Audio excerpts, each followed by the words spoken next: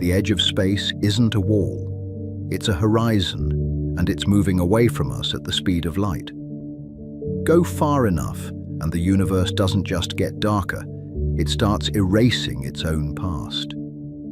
So what's beyond that fading edge? More space, the limit of time, or a boundary where reality itself breaks? There is a moment above Earth when the familiar world turns alien, and every instrument begins telling a different story. In that thin, silent climb, up stops being a direction and becomes a question. What we call an edge is rarely a line. It is a change of rules, a shift in what can exist and what can be known. The air that once carried sound becomes too sparse to hold it, and the sky's color drains away for reasons hidden in physics. Above that, heat can rise while warmth disappears, because temperature and touch no longer agree. From the start, this film treats boundaries as thresholds, measurable, contested, and alive. Some are drawn by engineers and lawyers who need a number that settles an argument. Others are drawn by fields and particles that do not care what we name them, only how they move. The most important edges are not marked on maps at all. They are written into light, into time, and into the limits of cause and effect. So we will begin with the nearest frontier, where the atmosphere breaks into stacked regimes and the planet's influence thins into plasma. We will watch the horizon curve and the glare sharpen, then follow the invisible architecture that still holds Earth together. A magnetic cocoon, sculpted by the sun, flexes and snaps, sometimes gently, sometimes violently, and the consequences can reach down to the systems we depend on. Then the perspective widens, and the voyage becomes a kind of forensic science. We track the sun's farthest reach as it pushes back against the interstellar medium, forming a boundary that breathes with solar seasons. We listen to spacecraft reports from the deep, where signals are faint, instruments age, and certainty is earned one reading at a time. Beyond that, the Milky Way refuses to behave like a simple island of stars. Its outskirts blur into halos and streams. Its structure is distorted by our position inside it, and its true mass is betrayed by motions that should not be possible. Something unseen dominates the galaxy's gravity, an influence that shapes the rim without ever lighting it. And when we finally lift our gaze from a single galaxy to the universe itself, distance stops meaning what it meant before. Looking outward becomes looking backward, until we reach an era where ordinary images can no longer form.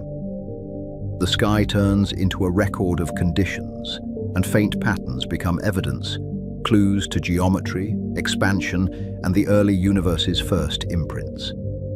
From there, the journey turns even more abstract, but no less physical. We will ask what it means for space to have a shape, and whether a cosmos can be finite without having an edge. We will follow ideas that extend beyond what any telescope can directly resolve, carefully separating what is implied, what is allowed, and what is still pure speculation. Because beyond is not only a destination, it is a test of our best theories. Some proposals suggest hidden regions forever disconnected from us, not by walls, but by the way space-time itself evolves. Others imagine extra dimensions or new beginnings that replace a singular start with something stranger and more subtle. This documentary is an expedition through nested frontiers, each one deeper than the last. We will move from the edges we can approach to the horizons we can only infer, until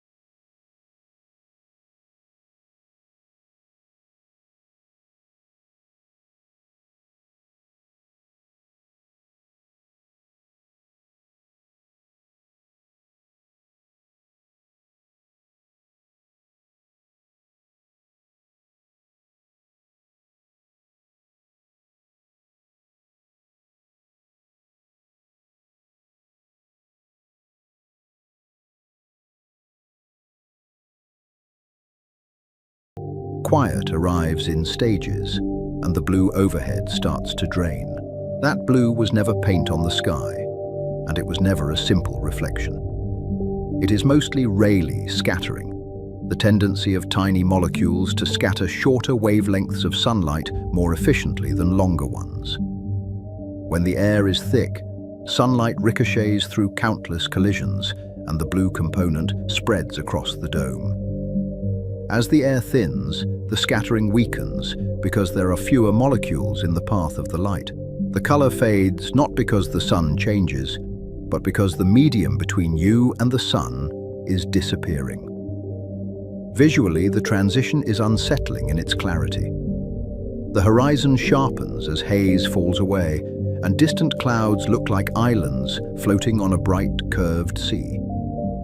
The glare hardens because there is less scattered light filling in the shadows, so contrast increases and edges look cut from glass. Above you, the sky deepens from blue to indigo, then to a violet black that feels too dark for noon. Eventually, the sky turns black overhead, not because night arrived, but because the air is almost gone. This is the first edge we can nearly touch, and it is not a wall. It is a gradient where flight becomes orbit and atmosphere becomes near vacuum by degrees rather than by decree. We call it the edge of space because language wants a line and stories want a threshold. Physics offers a transition zone with overlapping definitions, competing needs, and a stubborn refusal to end cleanly. In practical terms, one famous marker is the Kármán line, near 100 kilometers up. It is a convention used for records, treaties, and a shared global reference, because engineers and lawmakers need a number. The idea traces back to Theodor von Kármán, who asked when an aircraft must move so fast to generate lift that it effectively becomes an orbital vehicle. Above that height, aerodynamic lift becomes inefficient, and orbital speed matters more than wings. To stay aloft like an airplane, you would need to go so fast you're essentially in orbit. That statement hides a lot of mechanics, so it is worth unpacking. Lift depends on air density, wing area, and speed, and density drops dramatically with altitude. If density collapses, speed must rise to compensate, but speed brings heating and drag in ways that punish fragile structures. At some point, the most efficient way to stay up is not to push against air at all. You fall around Earth instead, continuously missing the ground because you are moving sideways fast enough. But other definitions exist because the atmosphere does not end at 100 kilometers. Some agencies use 80 kilometers, tied to early astronaut wings and historical precedent in the United States. That lower boundary reflects a time when reaching space was judged by experience and capability, not by global standardization. Others define space by orbital capability, not altitude, because orbit is an unambiguous behavior. Some define it by measurable atmospheric density, because density drives drag, heating, and how long a satellite can survive. Each definition answers a different question, and none creates a sharp, physical border. Are we talking about where a pilot needs a pressure suit, where a vehicle needs a heat shield, or where an object can complete an orbit? Are we talking about where the sky turns black to human eyes, or where molecules become so sparse that collisions are rare? A single word, space, is doing the work of several disciplines at once. The edge is real in experience, but fuzzy in matter. Even at 100 kilometers, there are still molecules, still collisions, still drag. Satellites in low orbit feel that drag as a constant, gentle braking force, and they slowly lose altitude unless they are boosted. The International Space Station lives in a region that is not empty, only extremely thin, where traces of oxygen and nitrogen still matter. Its orbit decays because the atmosphere swells and shrinks with solar activity, changing density at the same altitude. That swelling can be driven by ultraviolet and X-ray heating, which makes the upper air expand like a warmed gas. This chapter separates the poetic edge from the scientific edges. The poetic edge is a cliff where Earth ends and the cosmos begins, a clean cut between home and unknown. The scientific edges are thresholds where dominant forces change and where the governing equations shift emphasis. At one height, chemistry shapes weather and life in a thick, reactive mix of gases. Higher up, ultraviolet light breaks molecules apart and ionizes atoms, and the same air becomes something closer to an electrical medium. So we climb through layers that each behave like a different world, even though they are all part of one atmosphere. The troposphere is dense and turbulent, where water vapor, convection, and heat drive storms and clouds. It is the layer of weather, where rising warm air cools and condenses into visible structure. The stratosphere is stable by comparison, with temperature increasing with height because ozone absorbs ultraviolet radiation. That absorption is not just a statistic, it is a shield that reshaped life on land by reducing surface UV over geological time. Above that, the mesosphere cools and thins, where meteors burn in brief streaks as they compress and heat the air ahead of them. The light you see from a meteor is partly the object glowing, and partly the surrounding air becoming excited and ionized. Noctilucent clouds can form here, faint and electric blue at twilight, made of ice crystals in air so thin it feels impossible. Then the thermosphere warms again, not by touch, but by energetic radiation that deposits energy into sparse particles. The temperature can be high in a technical sense, even while the air would feel cold, because there is almost nothing to carry heat into your skin. Above that, the ionosphere forms, where sunlight strips electrons and turns air into plasma. It is not a separate layer you could point to with a finger, but a region where ionization becomes significant enough to change behavior. Radio waves bend and bounce there, which is why distant transmissions can sometimes reach beyond the horizon. Auroras flicker where particles collide, and the colors reveal specific atoms and molecules returning to lower energy states. The same sunlight that makes the sky blue down low makes the upper air electrically alive. The edge is not one line, it is a stack of transitions, each with its own rules, each one gradual and yet consequential. If you are watching from a capsule window, the layers are not labeled, but the visuals suggest them anyway. The bright limb of Earth becomes a thin, glowing band, and the atmosphere looks like a delicate shell. It is a reminder that the thickness of the air we live in is small compared to the planet's radius. Then comes another boundary that is less visible, but more powerful. Earth's magnetosphere is carved by the solar wind, a stream of charged particles from the sun that carries its own magnetic field. Our planet's magnetic field deflects much of that flow, shaping a protective bubble that is constantly being pressed and stretched. On the day side, it compresses under solar wind pressure, and on the night side, it stretches into a long tail. Inside this region, charged particles spiral along field lines, and some become trapped in belts that can persist for years. The magnetosphere is an edge because it marks a change in who controls the environment. Inside, Earth's magnetic field dominates particle motion, guiding trajectories like invisible rails. Outside, the solar wind dominates, carrying the sun's magnetic field outward and reshaping the plasma around it. The boundary shifts with solar storms, and it can be pushed inward during strong eruptions. It is not a wall, and it does not hold perfectly, but it is a moving frontier defined by pressure, fields, and plasma. From the ground, we talk about the sky as if it belongs to us. At the edge of space, ownership becomes a metaphor, and the atmosphere becomes a shared, thinning commons rather than a ceiling. The air that sustains us becomes too thin to breathe, then too thin to scatter light, and then too thin to slow a fast-moving craft by much. The black sky arrives while Earth still fills half the view, bright and textured with cloud systems.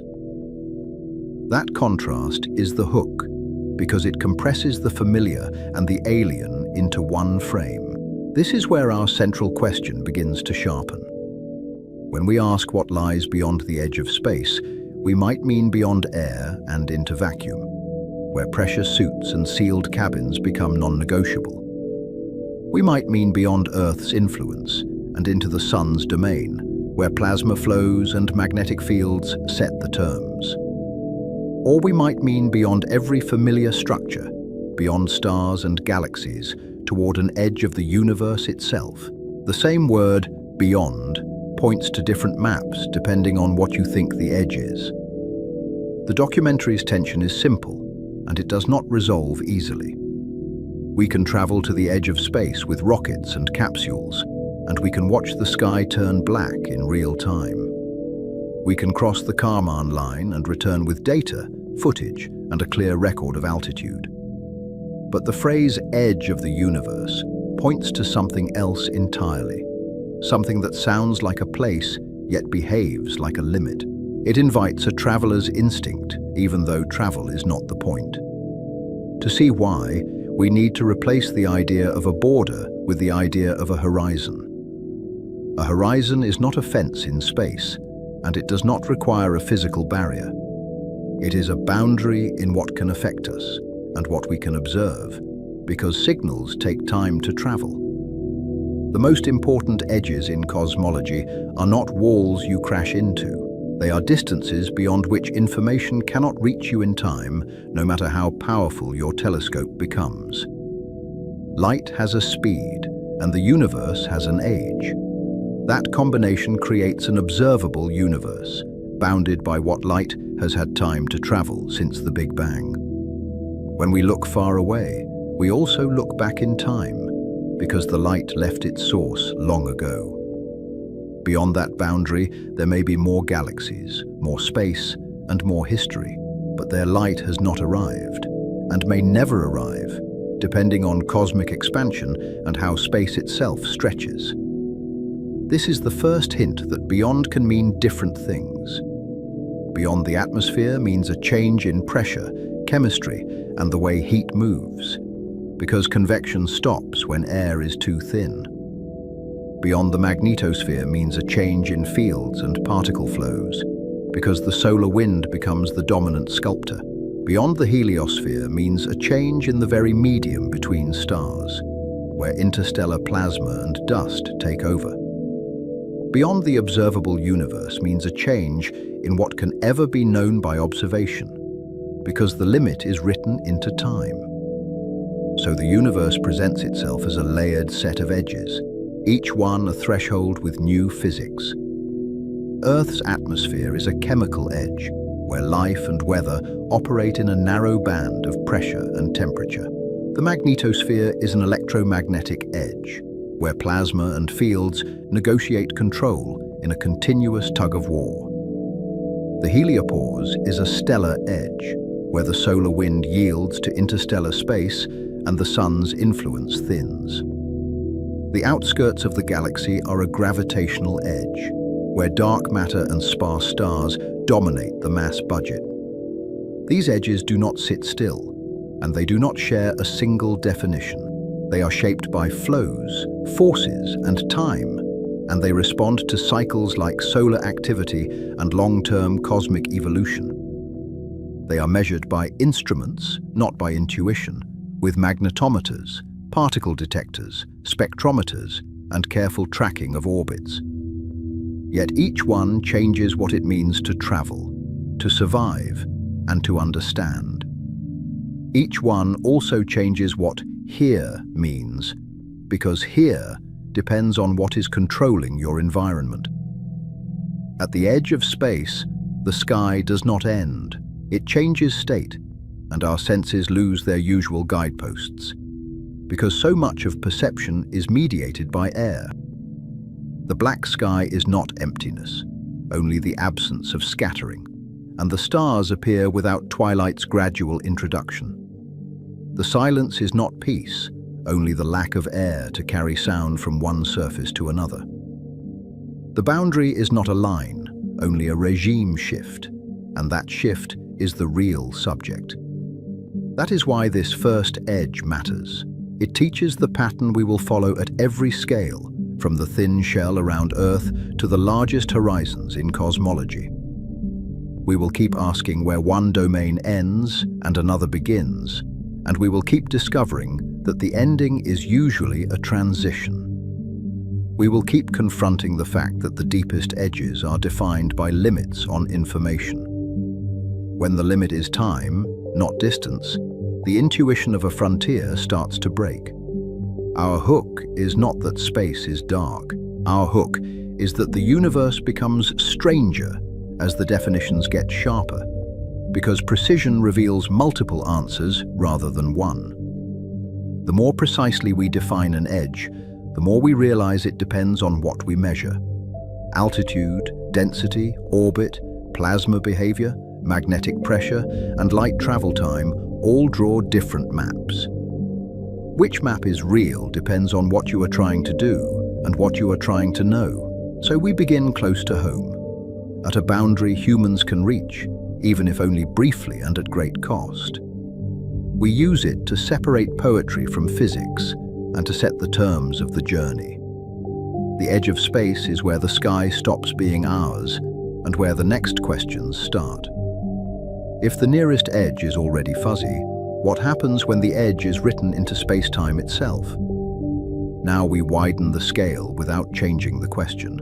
We leave Earth's thinning air behind and enter the sun's expanding influence, where the environment is defined by a wind you cannot see. The next boundary is not drawn by altitude, but by the solar wind meeting the interstellar medium.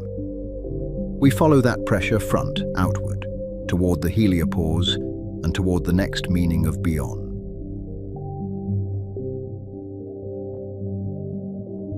We left the air behind, but we did not leave weather behind.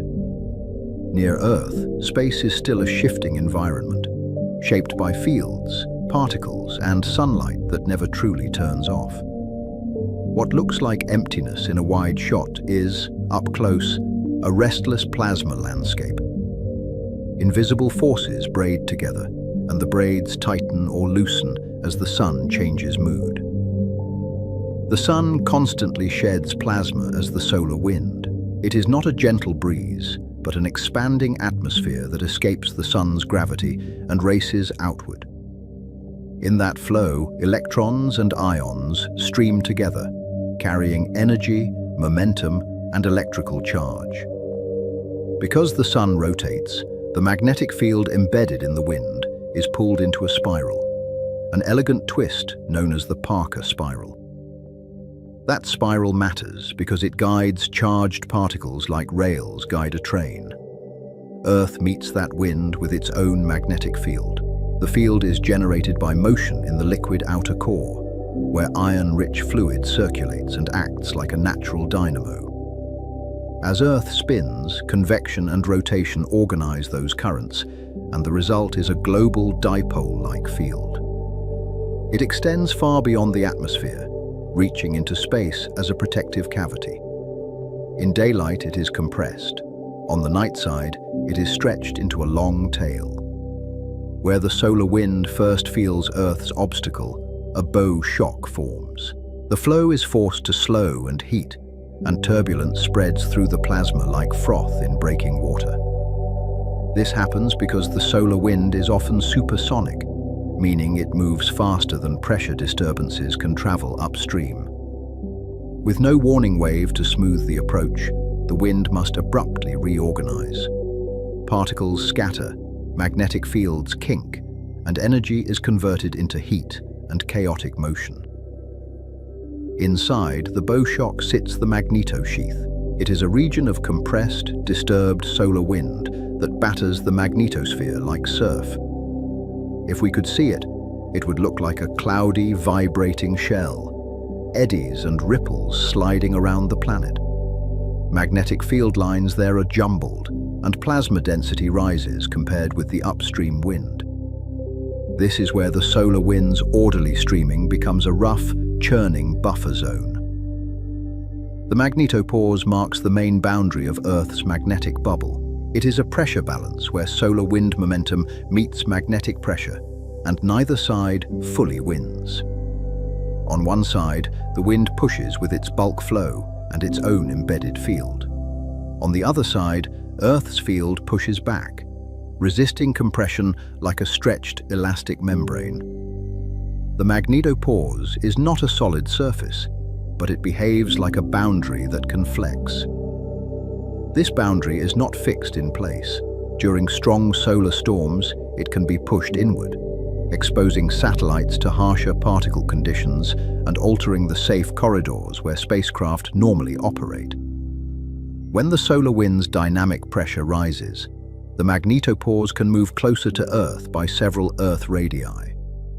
That shift changes the environment in minutes, not days, and it can bring the boundary into regions crowded with communication and navigation satellites.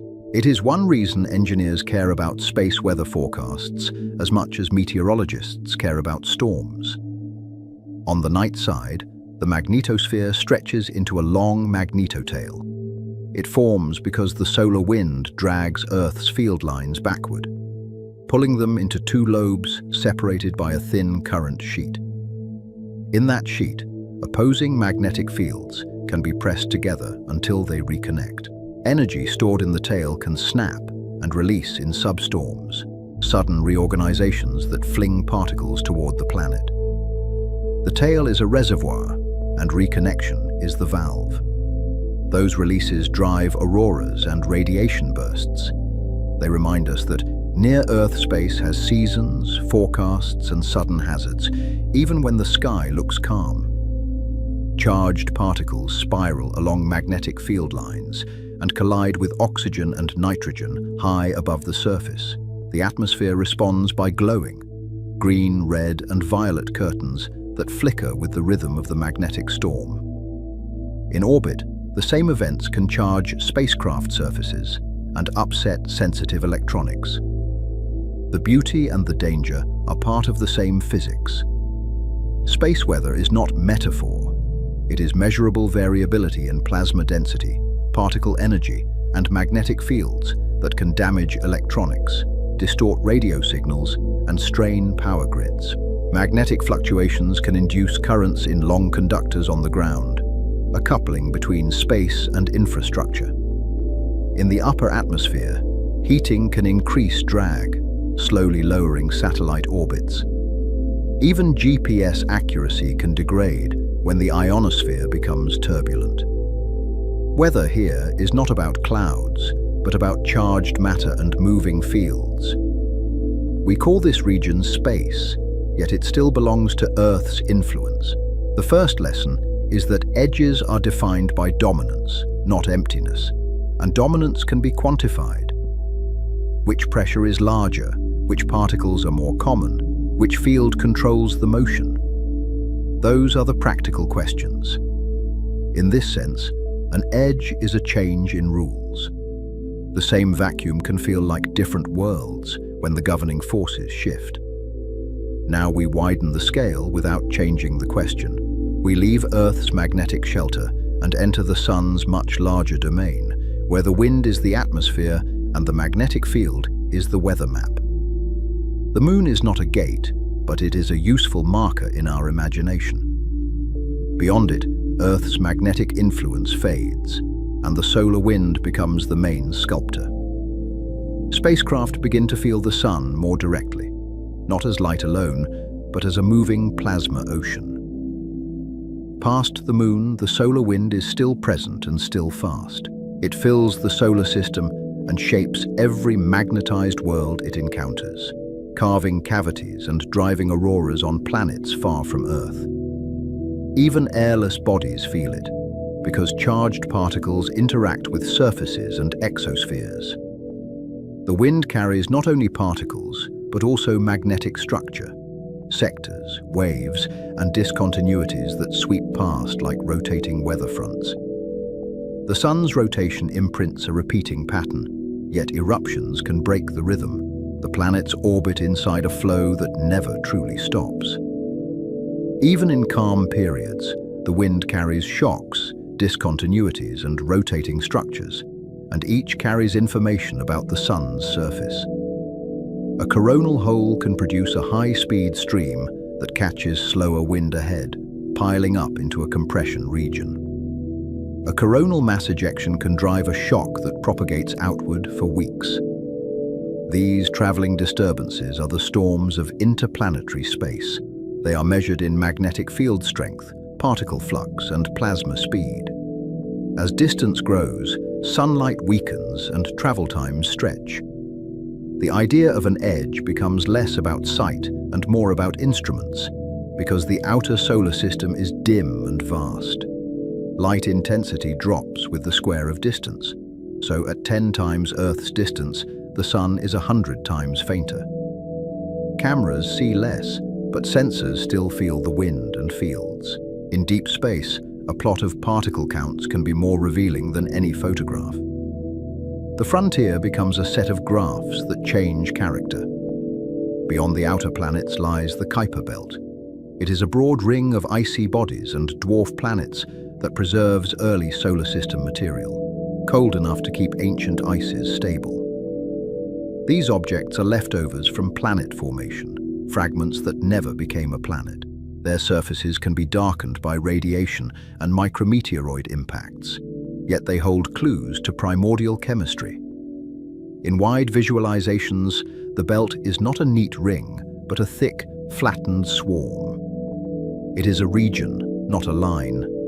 We infer its structure from surveys and from the orbits of objects we can track. Their clustering and inclinations reveal a population, not a boundary, and the statistics become a map.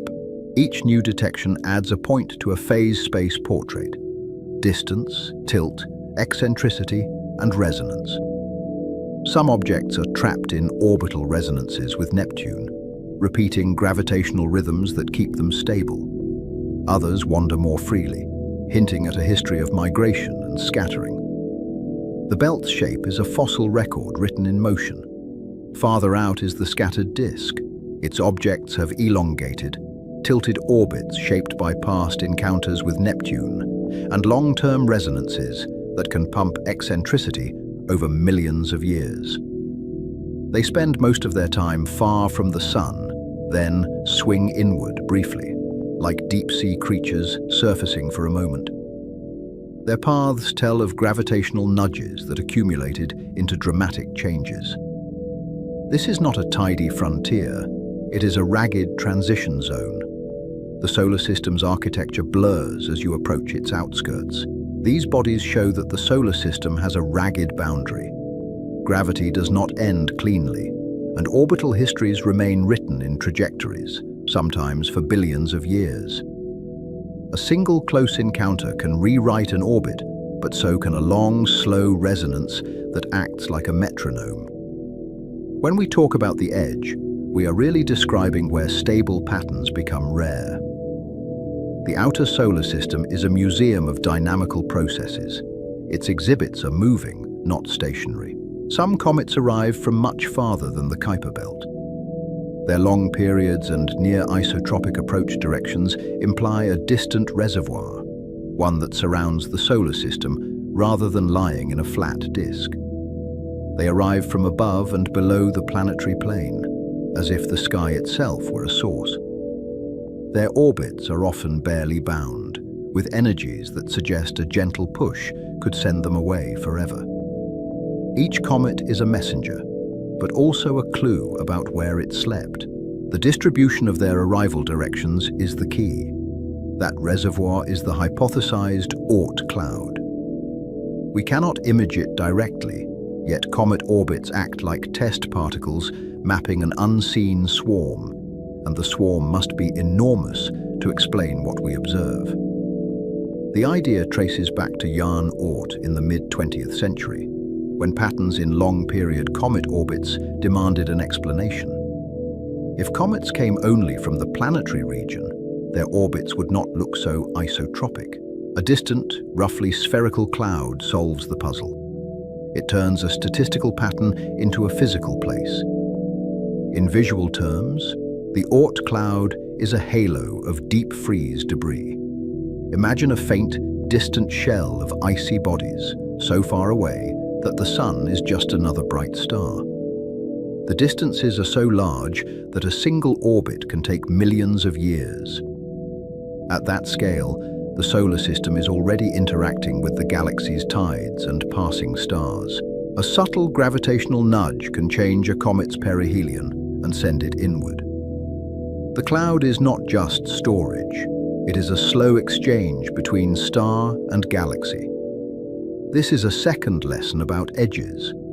We often detect boundaries by their effects, not by direct pictures, and inference becomes a form of exploration.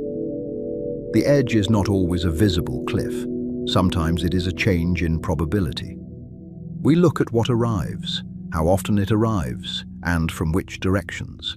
Then we work backward to the structure that must exist. In deep space, absence of imagery does not mean absence of knowledge. Even the Oort cloud is still part of the sun's gravitational reach.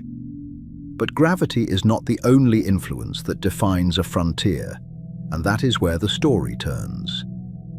The sun also creates an electromagnetic territory, and electromagnetism can dominate where matter is ionized.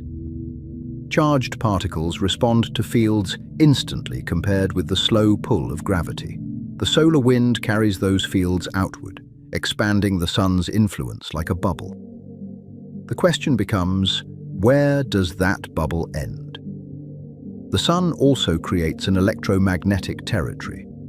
The solar wind inflates a vast bubble in the surrounding interstellar medium, pushing against the galaxy's thin gas and magnetic field. This bubble is not static. It breathes with the solar cycle, expanding and contracting as solar activity rises and falls. It is also asymmetric because the sun moves through the local interstellar medium.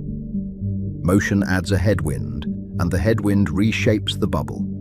Even a gentle drift through the galaxy can sculpt a boundary. That bubble is the heliosphere. It is a moving cavity of solar plasma and magnetic field that surrounds the planets and extends far beyond them, a kind of stellar magnetized atmosphere. The heliosphere is also a filter, modulating which high-energy particles can enter the inner solar system. It deflects some charged cosmic rays, while letting others through depending on energy and magnetic conditions. In this way, it influences radiation exposure for spacecraft and, indirectly, for life. A bubble can be protective without being perfect. The heliosphere is not a perfect sphere. It is shaped by the sun's motion through the galaxy and by the pressure of interstellar gas and fields which push back from the outside. The interstellar magnetic field can drape over the heliosphere, bending and compressing it. Neutral atoms from interstellar space can also slip inside because they are not guided by magnetic fields until they become ionized. Once ionized, they are picked up by the solar wind and accelerated, becoming pickup ions. Those pickup ions change the wind's energy budget, subtly altering the bubble's dynamics.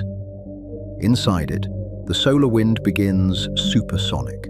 It streams outward, faster than pressure waves can travel back toward the sun, which means the sun cannot easily hear the conditions far away.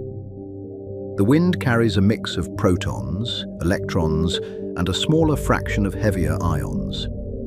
It also carries turbulence, magnetic fluctuations that scatter particles and transport energy. As it expands, it cools and becomes more tenuous. Yet it remains a coherent flow for billions of kilometers. Eventually, the wind slows. At the termination shock, the solar wind drops from supersonic to subsonic speeds as it begins to pile up, like traffic compressing near a narrowing lane. This happens because the outward pressure of the wind weakens with distance, while the external pressure from interstellar space becomes comparatively important. The termination shock is a consequence of competing environments. It marks where the wind can no longer expand freely.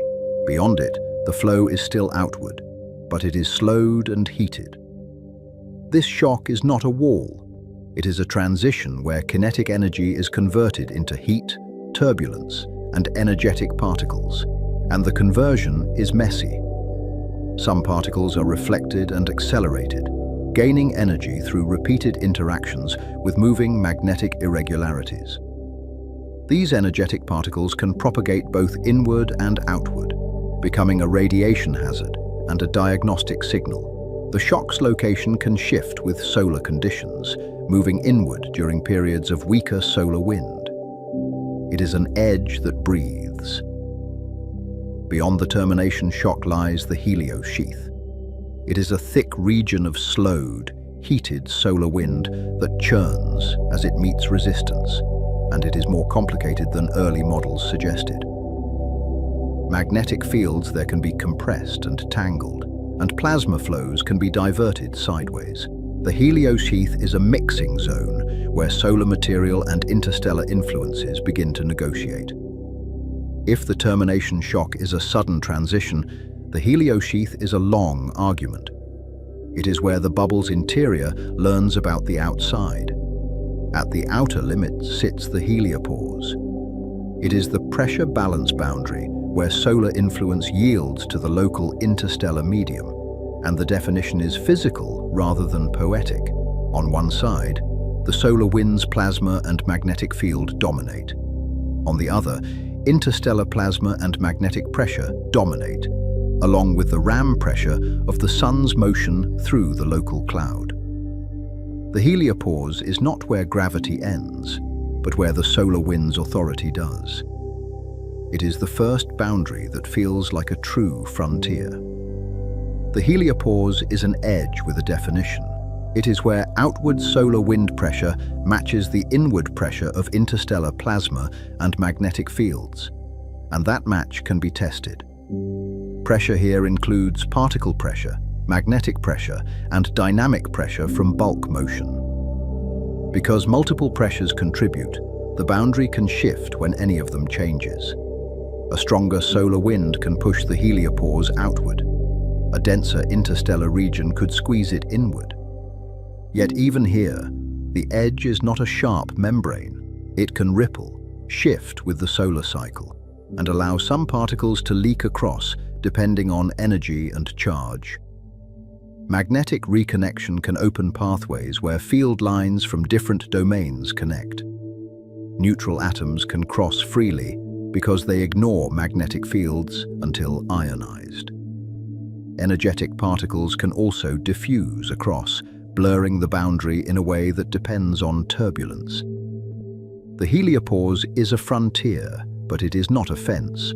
To understand how we know this, we follow two spacecraft built for another era. Voyager 1 and Voyager 2 become our guides to a real frontier, not because they were designed for it, but because they endured. They launched in 1977 to tour the giant planets, at a time when computers were slow and memory was precious.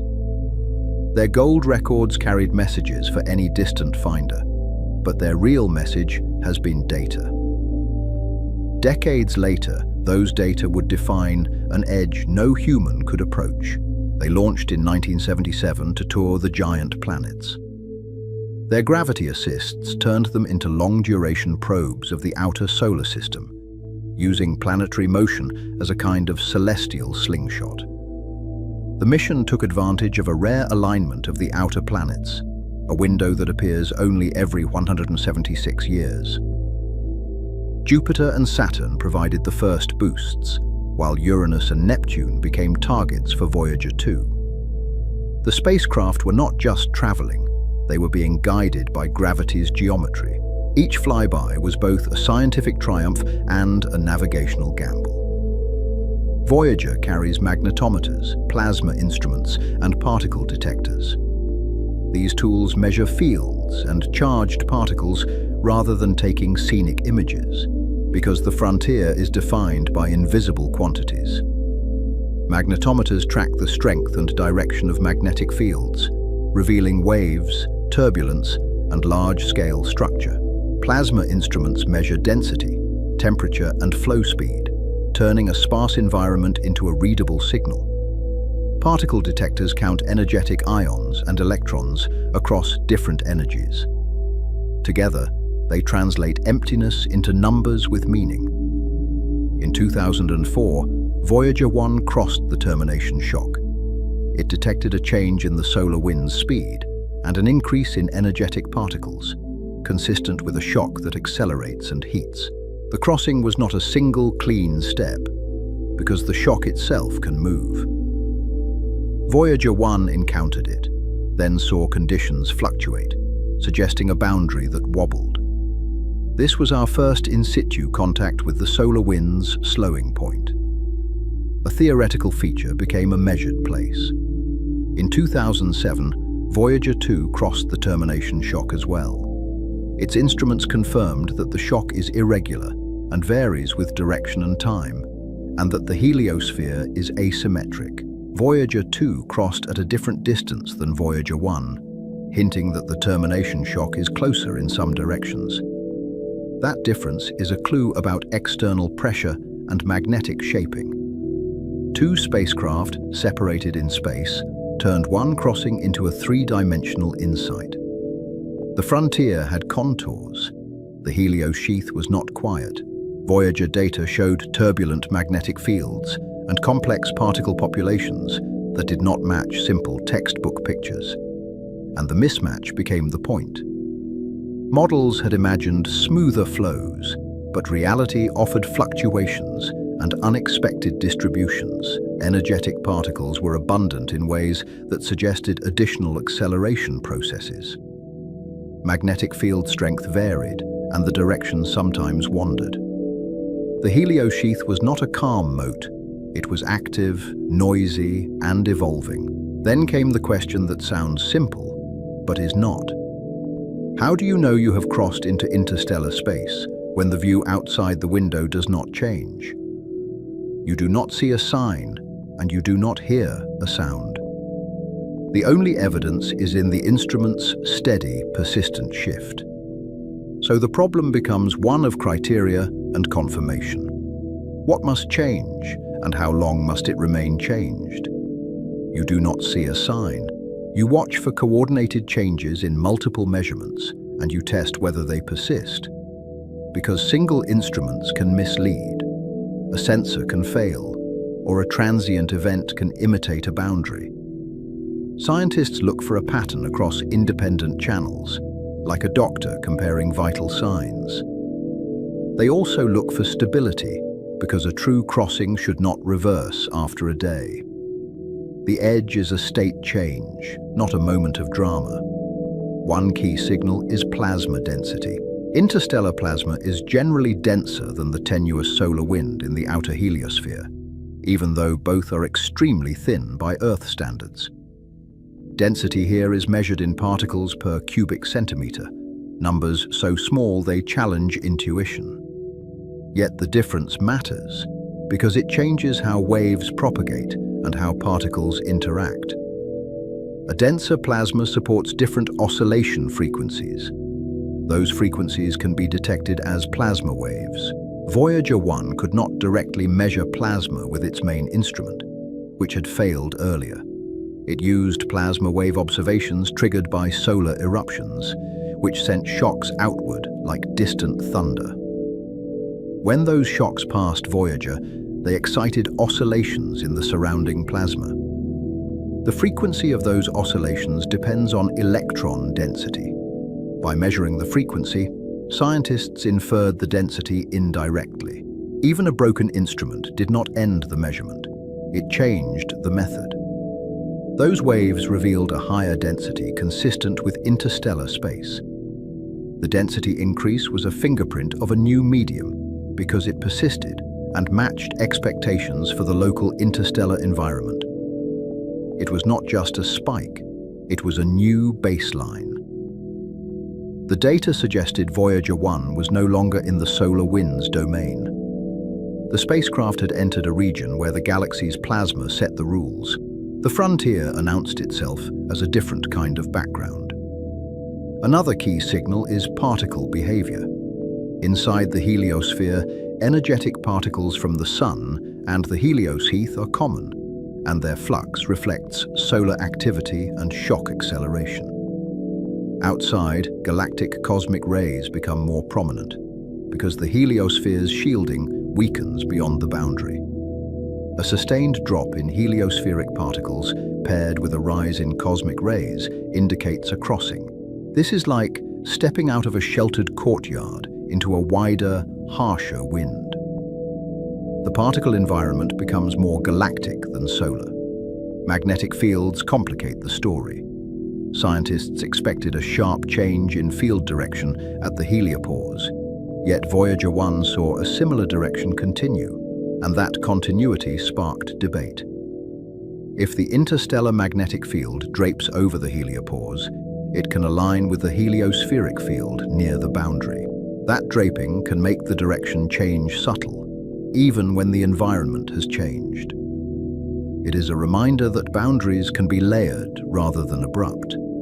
The magnetic signature may be a gradient, not a switch. That forced a more careful interpretation. The boundary could be layered, or magnetic fields could drape and align, masking a simple directional switch. And so, scientists leaned on multiple lines of evidence. They compared particle populations, wave-derived densities, and long-term trends. They asked whether the changes were consistent with a temporary event or a permanent transition. The process was cautious because declaring interstellar space is a claim with weight. In science, an edge is not proclaimed, it is demonstrated. In 2012, Voyager 1 observed the combined signatures that held steady. Plasma density rose, heliospheric particles fell, and cosmic rays increased, and the pattern persisted. That persistence mattered more than any single reading, because it suggested a stable new environment. The spacecraft had crossed a boundary that did not drift back over it. The heliopause in that direction had been passed. The first human-made object had entered interstellar space by measurable criteria. That persistence mattered more than any single reading. An edge in space is confirmed by repeatable states, not by one dramatic moment, and repeatability is the difference between noise and knowledge. The Voyagers did not deliver a cinematic cut, they delivered a statistical certainty. The crossing was a change in distributions, not a flash of light. It was the quiet kind of discovery that only instruments can announce, and yet it reshaped our mental map. In 2018, Voyager 2 crossed the heliopause with working plasma instruments. It measured the density jump directly and strengthened the case with independent data, providing a second confirmation. Voyager 2 also saw changes in particle populations consistent with leaving the heliosphere. Two crossings in different directions showed the heliopause is not at one fixed distance. The bubble is asymmetric, and the galaxy presses unevenly. The edge has shape. Together, the Voyagers show how science detects a frontier. You define what should change.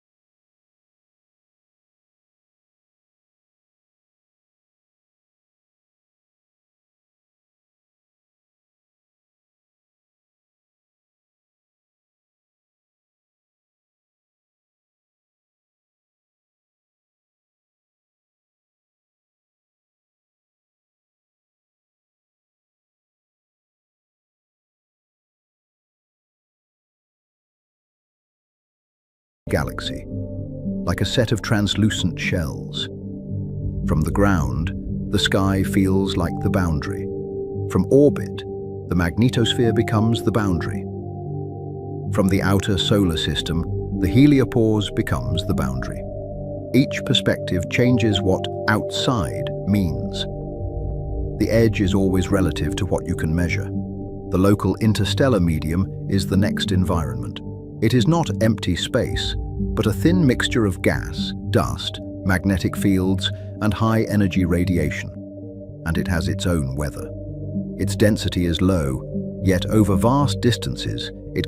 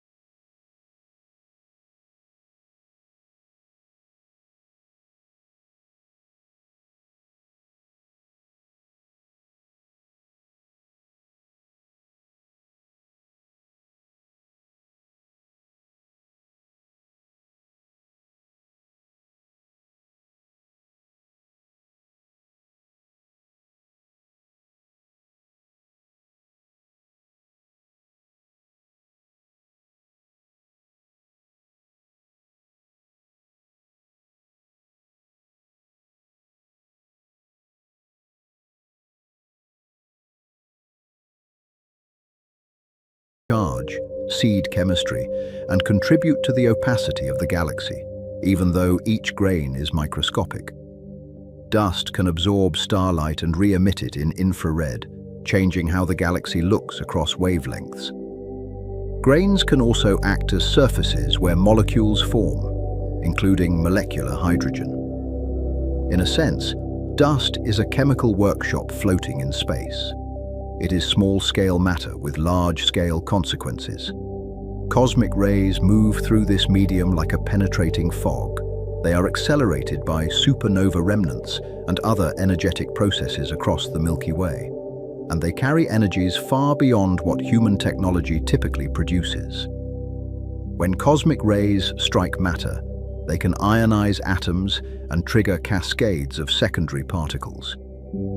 They also carry information about distant astrophysical accelerators. Their paths are bent by magnetic fields, making their origins difficult to trace. Even so, their intensity tells us about the shielding effect of bubbles like the heliosphere.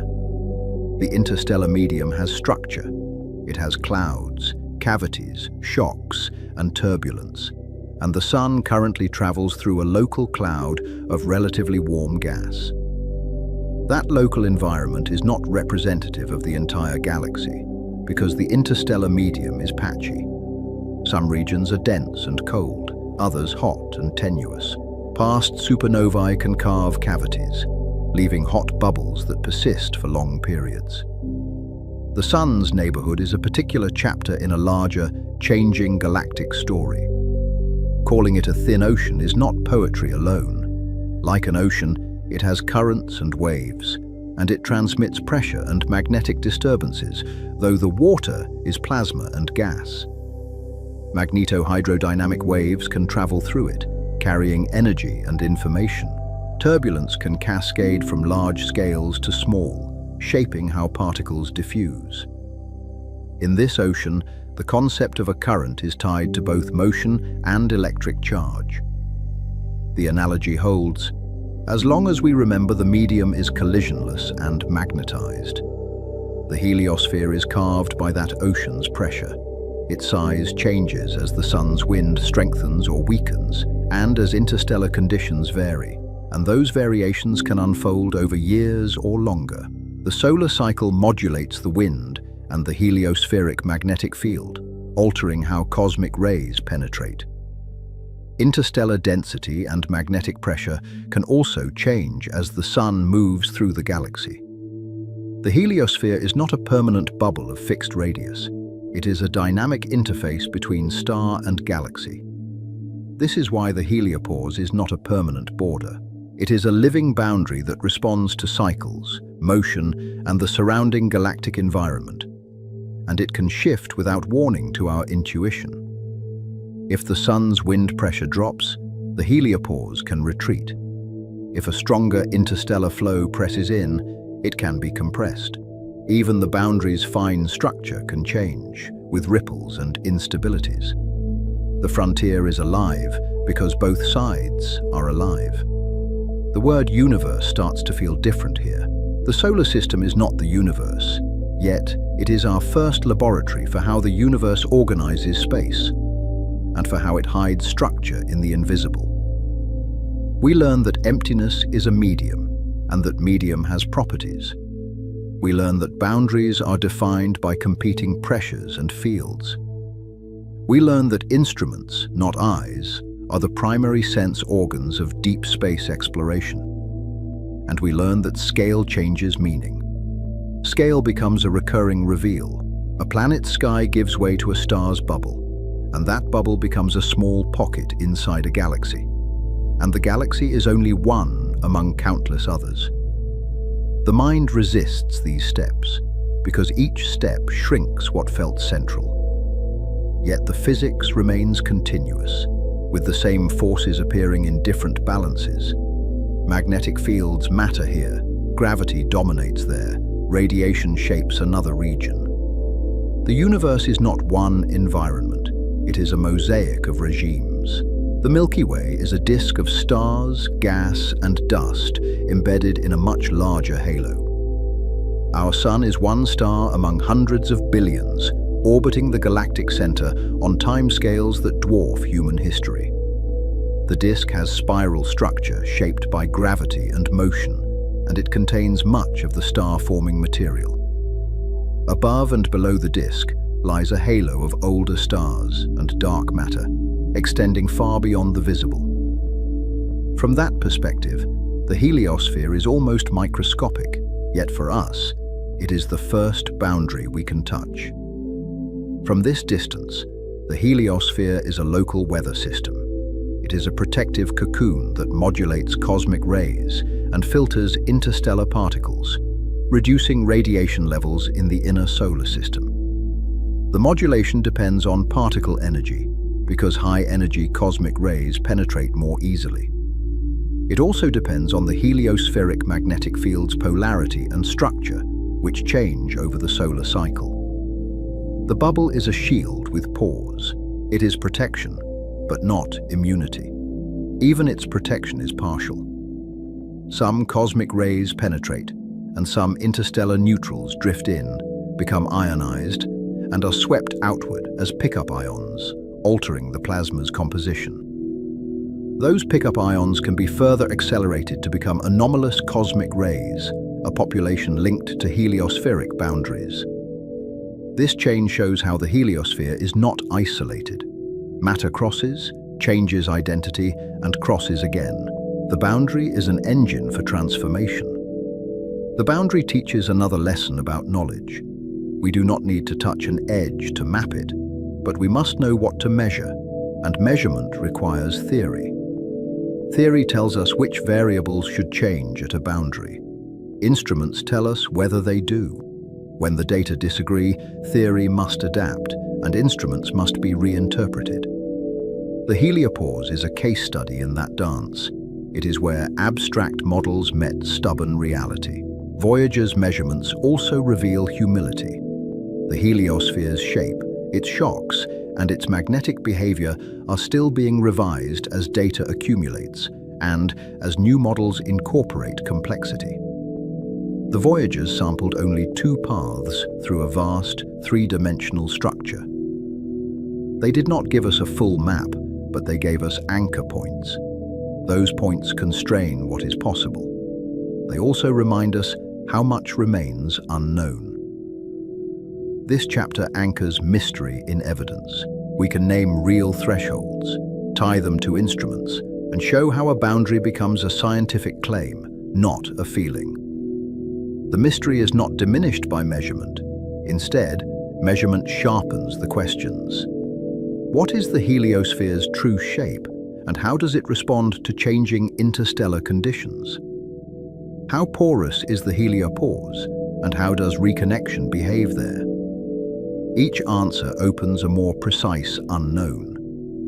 Yet the central question keeps widening.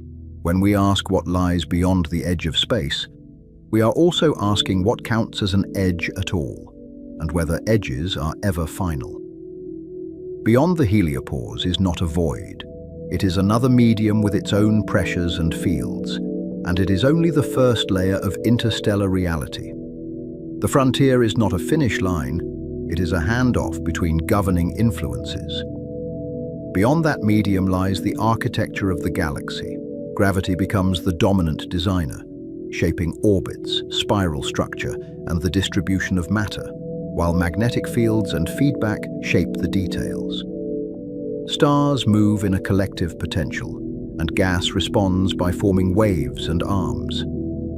Over long timescales, galaxies evolve through mergers, accretion, and internal dynamics. The heliosphere is a local feature within that grand structure. It is a bubble floating in a city of stars. If our sun has an edge, does the Milky Way have one? We move from a stellar neighborhood to a galactic city, where the next frontier is mass, and mass is often unseen. The galaxy's visible disk fades into a halo, and the halo hints at dark matter's gravitational scaffolding. Where does the galaxy's influence truly yield to intergalactic space? What defines that boundary? Density, gravity, or something else? The question echoes the heliopause question, but at a larger scale. The sky does not end. It changes jurisdiction, from air to magnetism to wind, and from wind to the galaxy's wider sea, and each jurisdiction has its own laws. The edge keeps moving as we learn to see farther and as we learn which measurements matter. What feels like an ending becomes a threshold. What looks like emptiness becomes a medium. That is the pattern that will carry us into the deeper, stranger horizons ahead.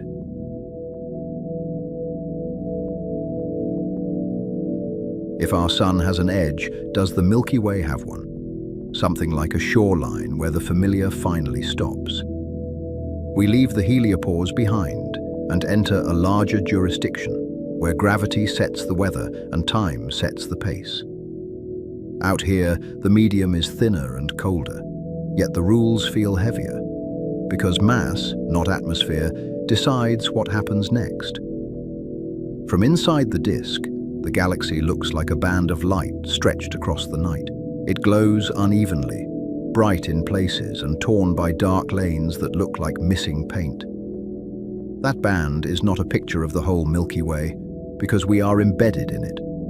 Distance, dust, and perspective turn a three-dimensional system into a misleading skyline, an inside view of a city where you can't step back. Even the word Milky Way carries history, because ancient observers named what they could not resolve. To the naked eye, it was a pale river, a spill of light across blackness. Only after telescopes did it fracture into countless stars, and only much later did we learn it was a disk seen from within. The first lesson of the rim is humility. Our viewpoint shapes the story before the story even begins. Start with what we can map in starlight, because stars are the easiest tracers to see. The Milky Way has a thin rotating disk where most bright stars and gas reside. The disk is not a flat record. It is a dynamic sheet, shearing as different radii orbit at different speeds. At the center sits a dense bulge of older stars around the supermassive black hole. That black hole, Sagittarius Aegis, is quiet by quasar standards, yet its gravity anchors the innermost architecture. Spiral arms thread the disk as patterns of enhanced density, not rigid structures. They are closer to traffic jams than to permanent walls. Regions where gas piles up, compresses, and triggers star formation. In those crowded lanes, massive blue stars burn fast and die young, lighting the arms like brief flares. When those stars explode as supernovae, they seed the gas with heavier elements, enriching the next generation. The disk is not uniform, and it never was. It has a thin component rich in young stars and molecular clouds, where the raw material for planets stays cold enough to clump. It has a thicker component with older stars on puffed-up orbits, stirred by ancient encounters and long-term gravitational heating. The thick disk is a memory of earlier eras, when the galaxy was rougher, more chaotic, and still assembling. The disk also warps and flares at large radius, showing that equilibrium is imperfect. From far above, the outer disk would look slightly bent, like a vinyl record left too close to heat. Part of that warp may come from the pull of satellite galaxies, and part from the way infalling gas arrives with misaligned angular momentum. A galaxy is not a sealed machine. It is an open system exchanging matter and momentum. Above and beyond the disk lies the stellar halo, and the word halo can mislead. It is not a glowing ring, but a sparse population of old stars spread through an enormous volume. These stars move on eccentric, tilted orbits that ignore the disk's tidy rotation. Many are metal-poor, meaning they formed early, before repeated cycles of star formation enriched the gas. Their chemistry is a kind of time stamp, an elemental signature of the young universe. Globular clusters orbit there as compact relics of early star formation. Each cluster holds hundreds of thousands of stars in a sphere only a few dozen light-years across.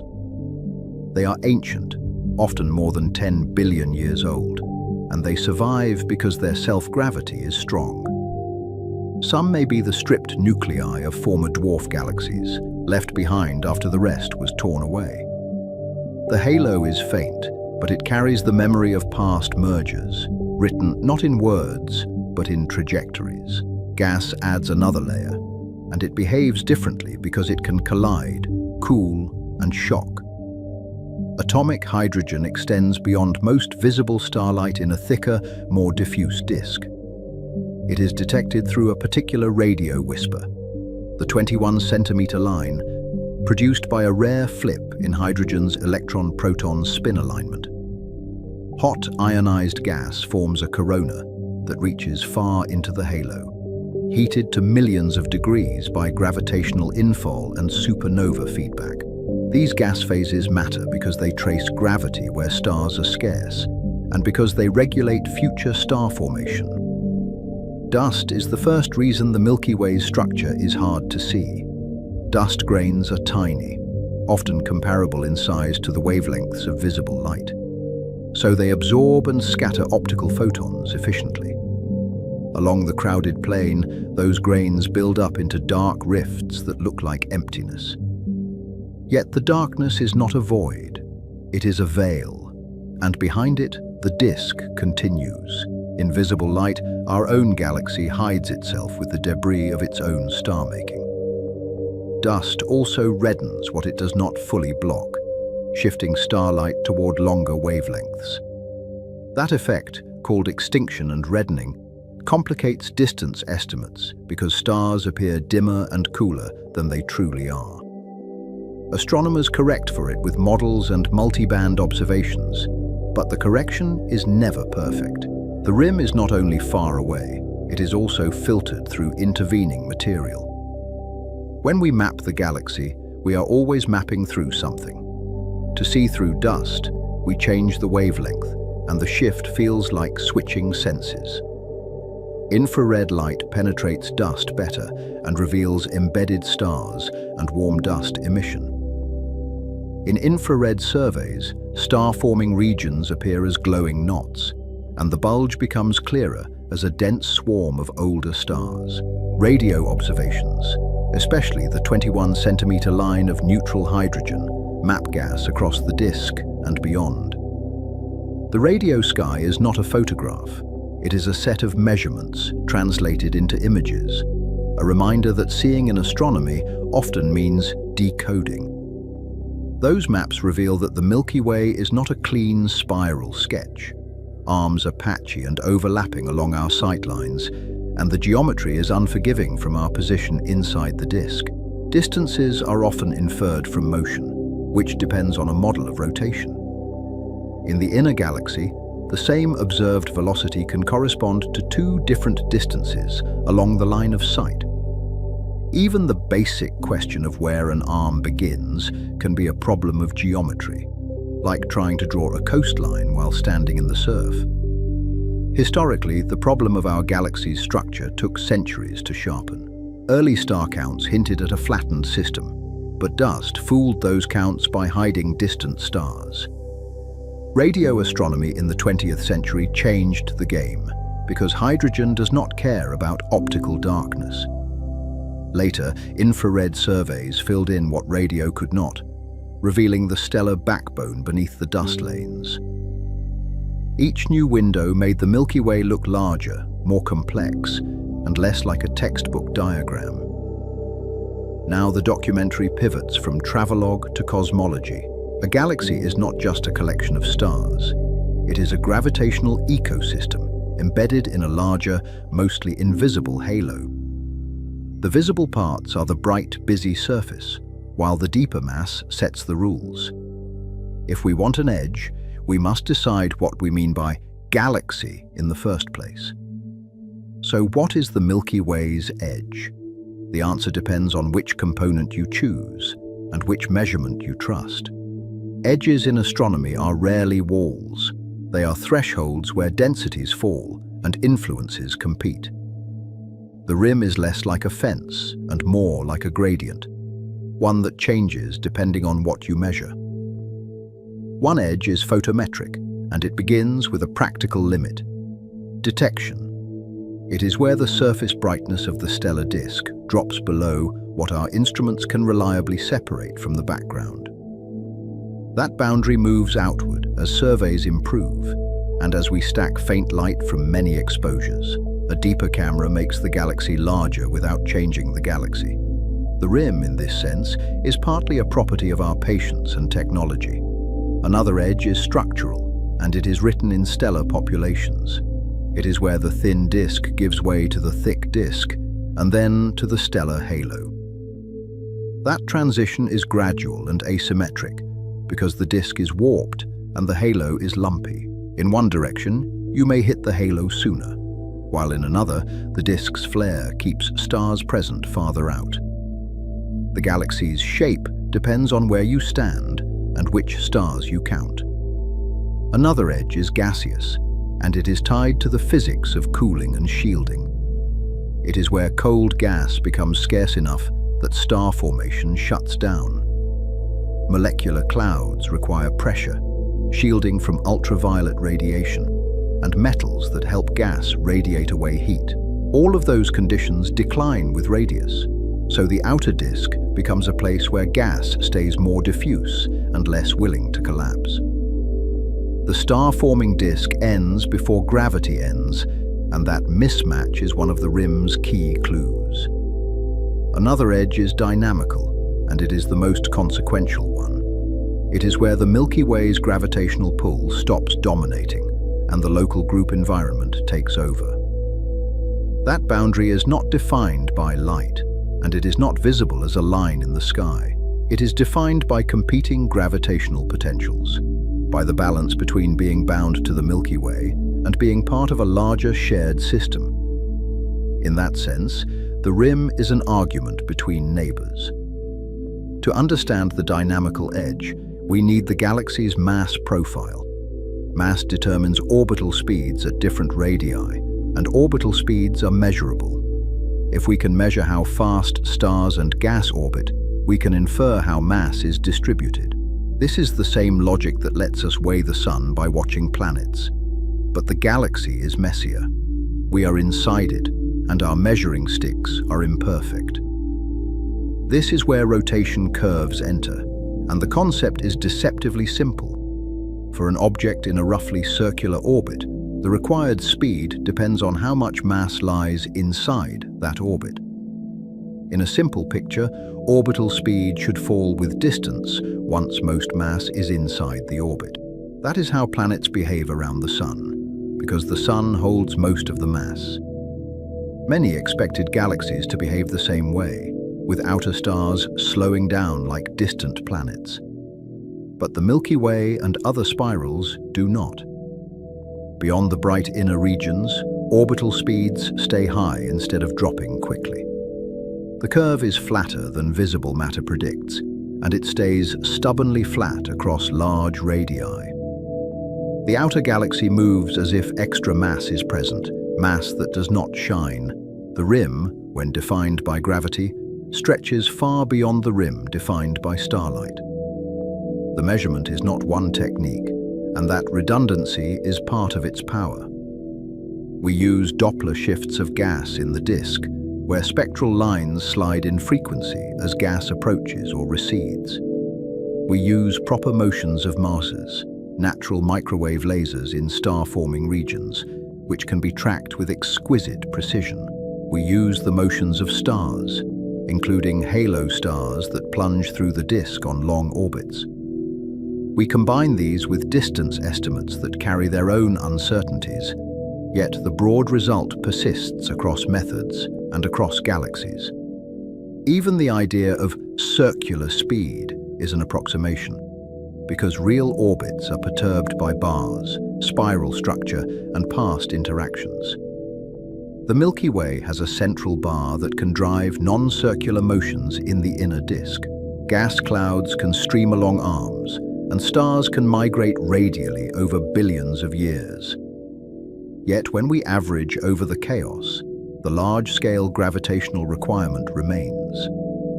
Something massive is shaping the motion, even where the light thins. The inference is simple and unsettling. If gravity is normal, then there must be more mass than we can see. The missing mass is not a small correction, and it is not confined to a hidden pocket.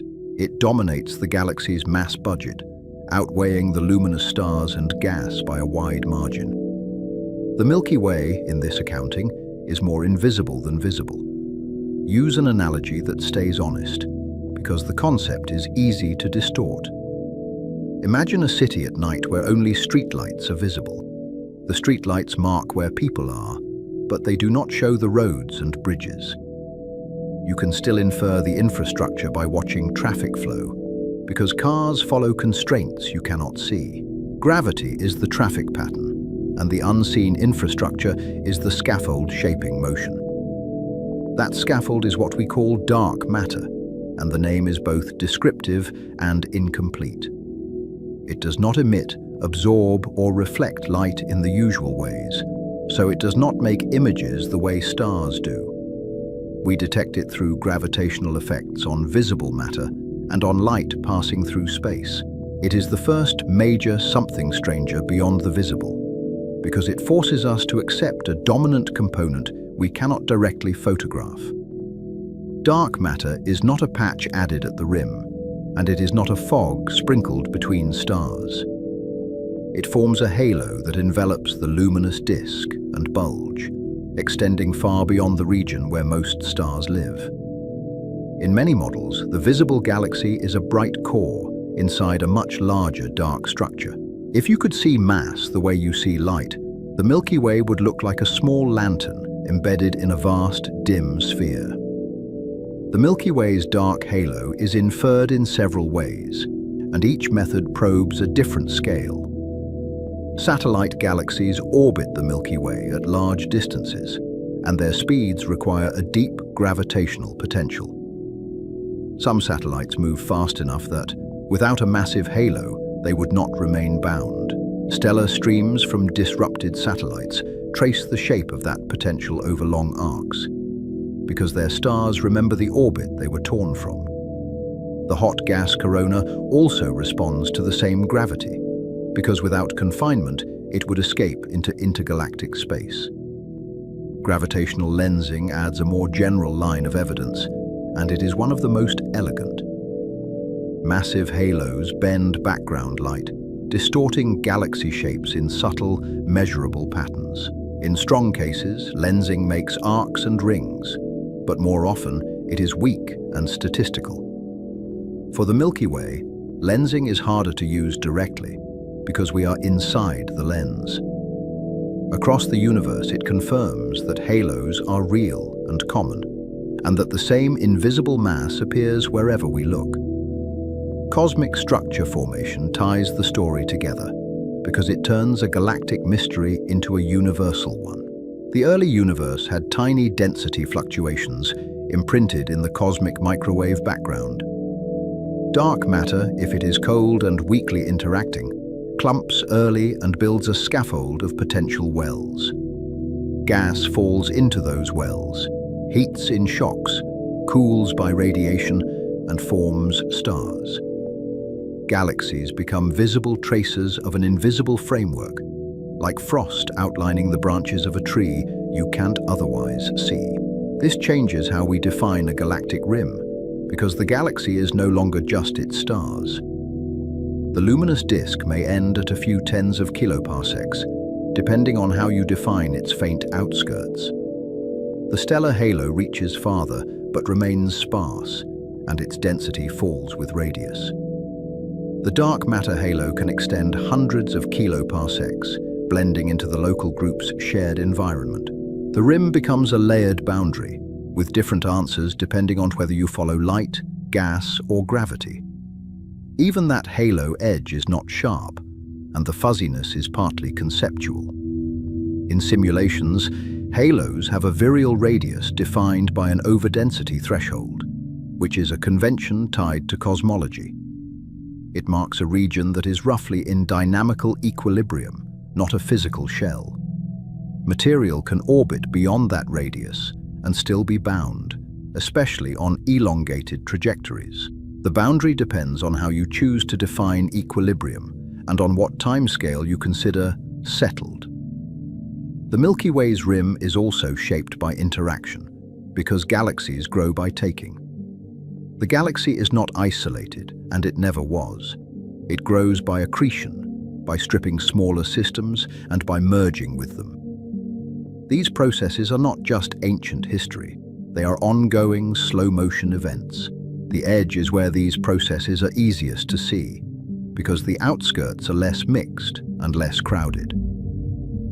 Tidal streams are the clearest signatures, and they are hauntingly beautiful in wide field maps. When a dwarf galaxy or globular cluster is pulled apart, its stars spread along its orbit. Over time, those stars form long, thin streams that wrap around the Milky Way like faint ribbons.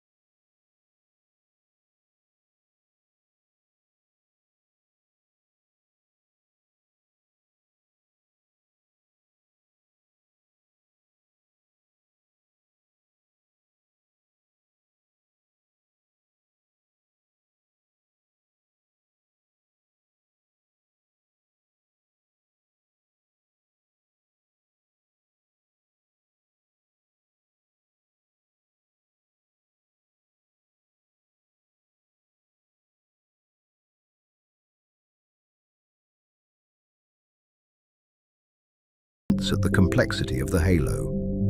Some are bright enough to detect easily, with clear stellar populations and measurable internal motions. Many are ultra-faint and were found only with deep surveys, where a handful of stars move together against the background. Their abundance and distribution test dark matter models, because halos should host sub-halos in large numbers. Each dwarf is a laboratory where dark matter's gravitational dominance is extreme. This leads to a tension inside the dark matter story, and it sits right at the rim, Simulations predict many small subhalos, far more than the number of luminous dwarfs we easily observe. Observations find fewer luminous dwarfs, implying that many subhalos may be dark, unable to form stars efficiently. Reionization, supernova feedback, and tidal stripping can all suppress visible growth in small halos. That possibility makes the galaxy's outskirts feel crowded with invisible structure, as if the rim is populated by ghosts. Edges become messy because gravity makes long memories, and the halo preserves them. A merger from billions of years ago can leave phase space scars that persist, even after the stars are spatially mixed. Those scars appear as coherent motions, clumps in velocity space, and streams that are faint but organized. The halo is a fossil record written in orbits, not in monuments. To read it, we need precise motions and distances, and we need to accept that the past is still moving. Gaia changes what is possible, and its impact is hard to overstate. By measuring positions and proper motions for over 1 billion stars, it turns the Milky Way into a dynamical dataset. It reveals streams, moving groups, and halo substructure that were previously invisible in the noise. It refines the rotation curve and the mass distribution by anchoring distances and motions with unprecedented consistency. In Gaia's maps, the galaxy feels less like a picture and more like a living system. Yet even with Gaia, the rim remains partly inferred, because the outskirts resist easy measurement.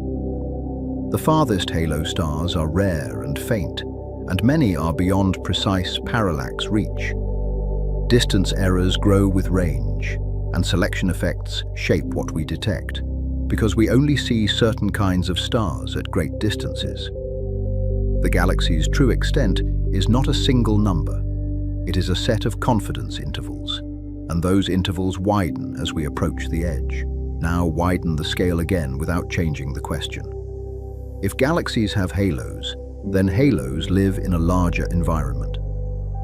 The Milky Way is one node in the local group, and the local group is one knot in a cosmic network. The rim becomes less about a single galaxy and more about the structure it inhabits. What looks like an edge from one scale becomes a bridge at the next. The cosmic web is the next structure beyond the galactic rim, and it is both real and difficult to visualize. Matter in the universe is not spread evenly. It forms filaments, sheets, and knots where galaxies cluster, and those structures span tens to hundreds of millions of light years. Between them lie voids, vast regions of low density that still contain some matter. The universe is not a smooth ocean, it is a textured landscape. The web is inferred from galaxy surveys and from the cosmic microwave background's imprint. When we map millions of galaxies in 3 dimensions, patterns emerge that look like foam, with dense walls and empty cells. Simulations show that dark matter collapses into a similar pattern under gravity, because small fluctuations grow over time. Gas follows the same pattern, heating in shocks along filaments and cooling where it can settle. Galaxies light up the densest intersections, making the invisible skeleton partially visible. Filaments are not just lines on a map, and they are not merely decorative. They are channels of accretion that feed galaxies and groups, guiding gas and smaller halos inward. Over cosmic time, material flows along these structures, replenishing halos that would otherwise run out of star-forming fuel. The Milky Way's growth is part of that larger supply chain, and the rim is where inflow, outflow, and recycling meet. When we ask what lies beyond, we are also asking where the next meal comes from. Voids are not empty, and their emptiness is itself a clue. They have fewer galaxies and lower density, but they still expand and evolve, and they still contain dark matter and thin gas. Their existence shows that structure formation is a competition between gravity and expansion.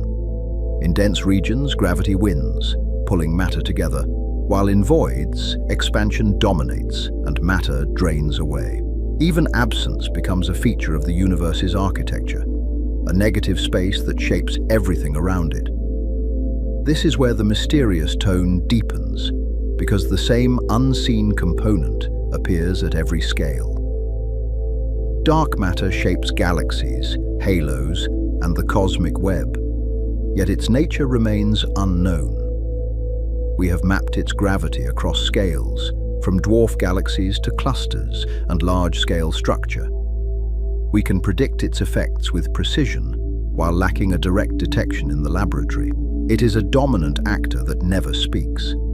Candidates exist, but none is confirmed, and the search has reshaped modern physics. Weakly interacting massive particles were long favored, partly because they arise naturally in some theories beyond the standard model. Yet experiments deep underground, shielded from cosmic rays, have not found them. Axions remain plausible, motivated by solutions to other particle physics problems. But they are difficult to detect because their interactions are so faint. Modified gravity ideas attempt to remove the need for dark matter, yet they struggle to match all observations at once, especially in systems where lensing and dynamics disagree. So the rim becomes a gate to a larger question, and it is hard to avoid the philosophical weight. If most mass is invisible, then our picture of space is incomplete, even when our measurements are careful. If the universe can hide matter from light, it may hide other components as well, fields, particles, or phenomena that barely interact with us. The edge of what we can see is not the edge of what exists. It is the edge of what our instruments can translate into certainty. Return to the central question in a new register, because it now carries more than geography. When we ask what lies beyond the edge of space, we are not only asking about distance, we are asking about the limits of observation and the possibility of unseen structure.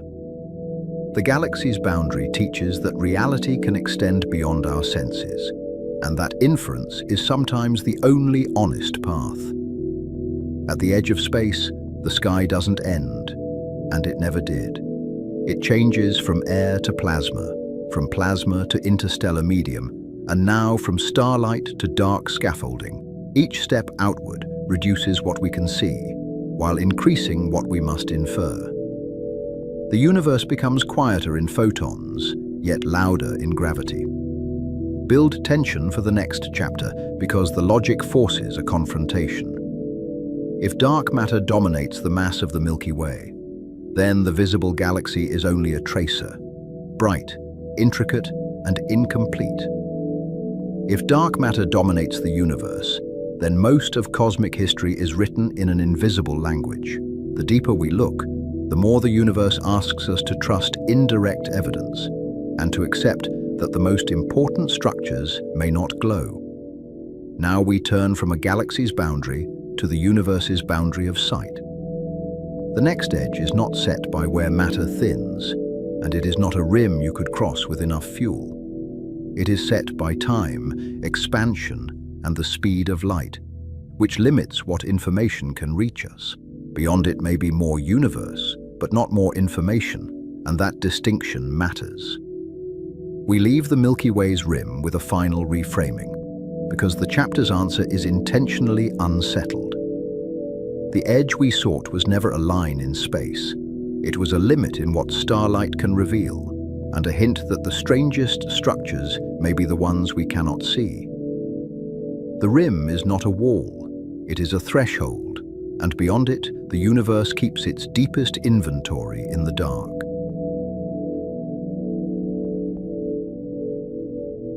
Now we turn from a galaxy's boundary to the universe's boundary of sight, and the shift feels subtle until it suddenly isn't. This edge is not a rim of matter, not a place where stars stop, and not a fence you could ever touch.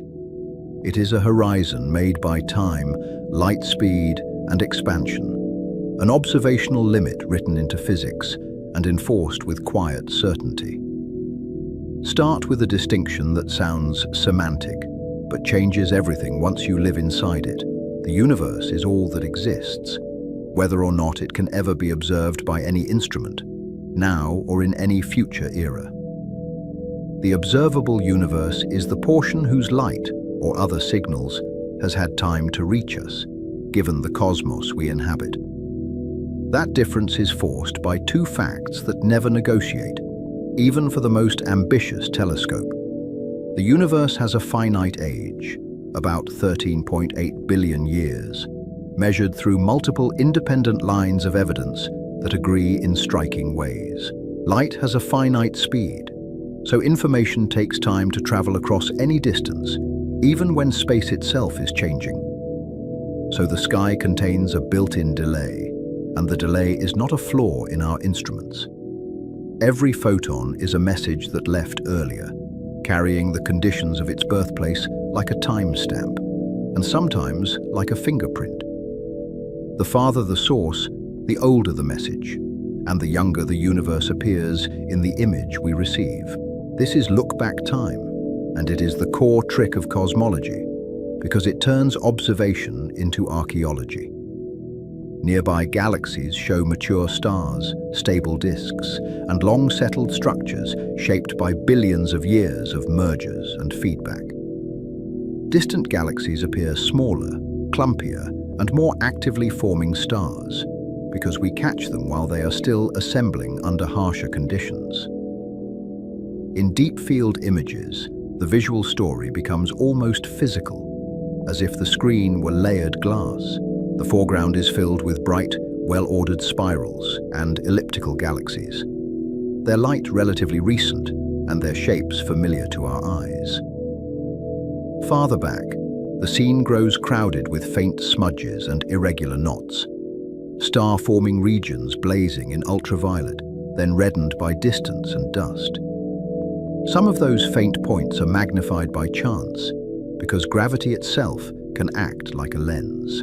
Massive galaxy clusters bend space-time and focus background light, stretching distant galaxies into arcs and thin streaks. Nature's own telescope, drawn in luminous curves.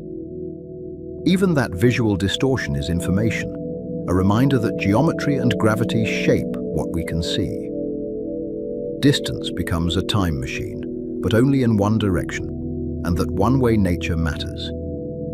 We can see the past because light arrives late, and the delay grows with distance through an expanding cosmos. We cannot see the future because no signal can arrive early, and causality refuses to bend, no matter how clever our engineering becomes. The horizon is not a wall in space, and it is not centered on us by design or destiny. It is centered on us only because we are the ones doing the observing, standing at the tip of our own light cone. Any observer, anywhere, carries their own observable sphere, each one a private bubble of accessible history, carved out by the same physical rules. To make the time horizon concrete, we need a way to measure distance across the expanding cosmos. And distance itself needs careful handling. Astronomers use several definitions: light travel distance, co-moving distance, proper distance, because expansion makes a single word do too much work. The measurement begins with a simple observation that shows up in spectra like a signature, written in lines as crisp as barcodes. The light from distant galaxies is shifted toward redder wavelengths. Redshift is often described as a Doppler effect, and that is partly useful for intuition. If a source moves away through space, its waves are stretched, the wavelength grows, and the light shifts to red. But cosmological redshift is deeper than motion through space, because it is tied to the stretching of space itself, which changes the scale of everything the light crosses. In an expanding universe, space stretches while light is in transit, and the light is carried along by that changing geometry. The crests of the wave do not merely chase the observer through a static arena, as if the cosmos were a fixed stage. They are separated by expanding space, so the wavelength grows as the photon travels, and that growth accumulates steadily over billions of years. By the time the light arrives, The wavelength has been stretched by the growth of the space it crossed. The photon has not slowed down, and it has not taken a detour through hidden corridors. The ruler we use to measure its wavelength has changed, and the wave is stretched with it, an effect that sounds abstract until you watch it animate. This is why redshift is written as a ratio rather than a simple subtraction. A redshift of z means the wavelength is larger by a factor of 1 plus z, and the scale factor of the universe has changed by the same ratio. The same photon leaves as one color and arrives as another. Its identity intact, its energy reduced, and its story lengthened by expansion. That stretching also drains energy from the light, because photon energy is inversely proportional to wavelength. Longer wavelength means lower photon energy, so the arriving light is dimmer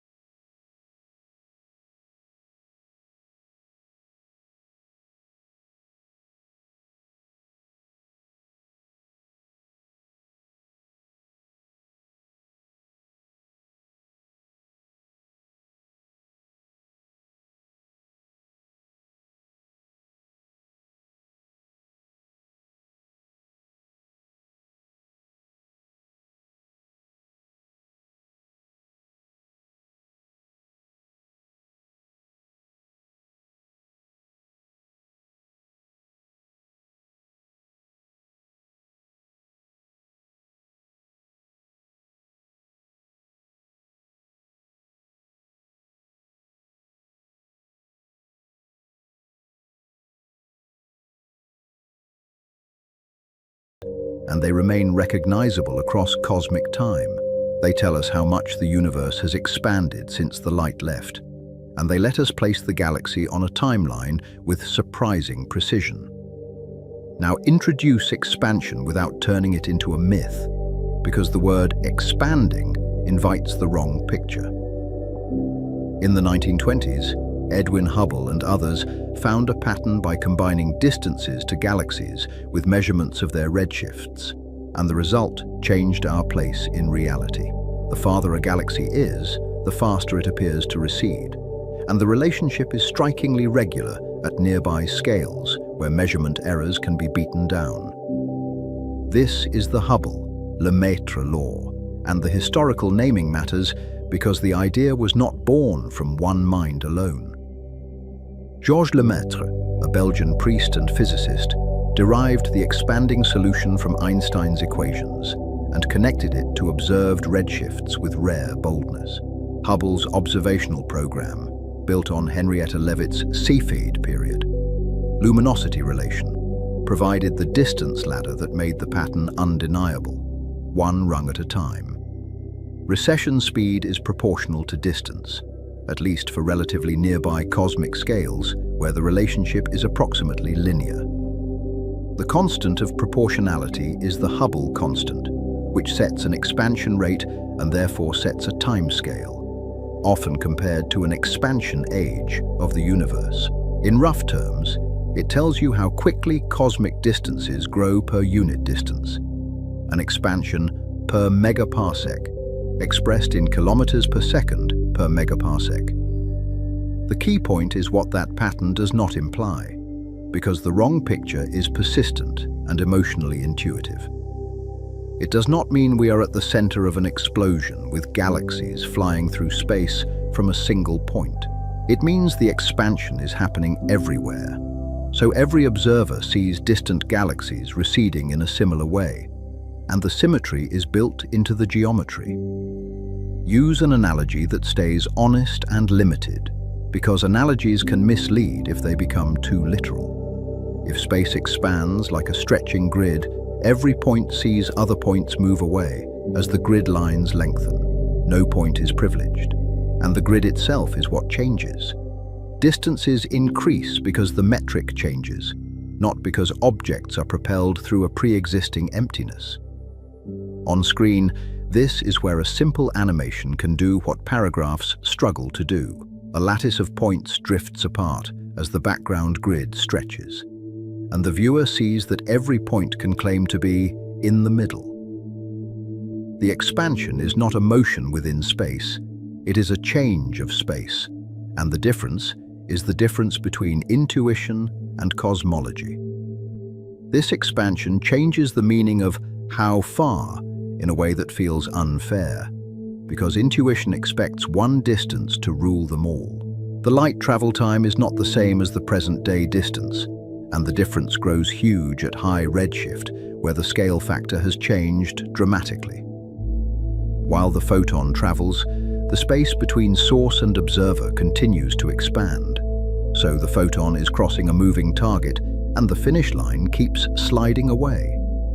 So the observable boundary is not simply 13.8 billion light-years away, even though the universe is 13.2 billion years old. The most distant light we can see today comes from matter that is now much farther away, carried outward by the expansion that happened after the light left.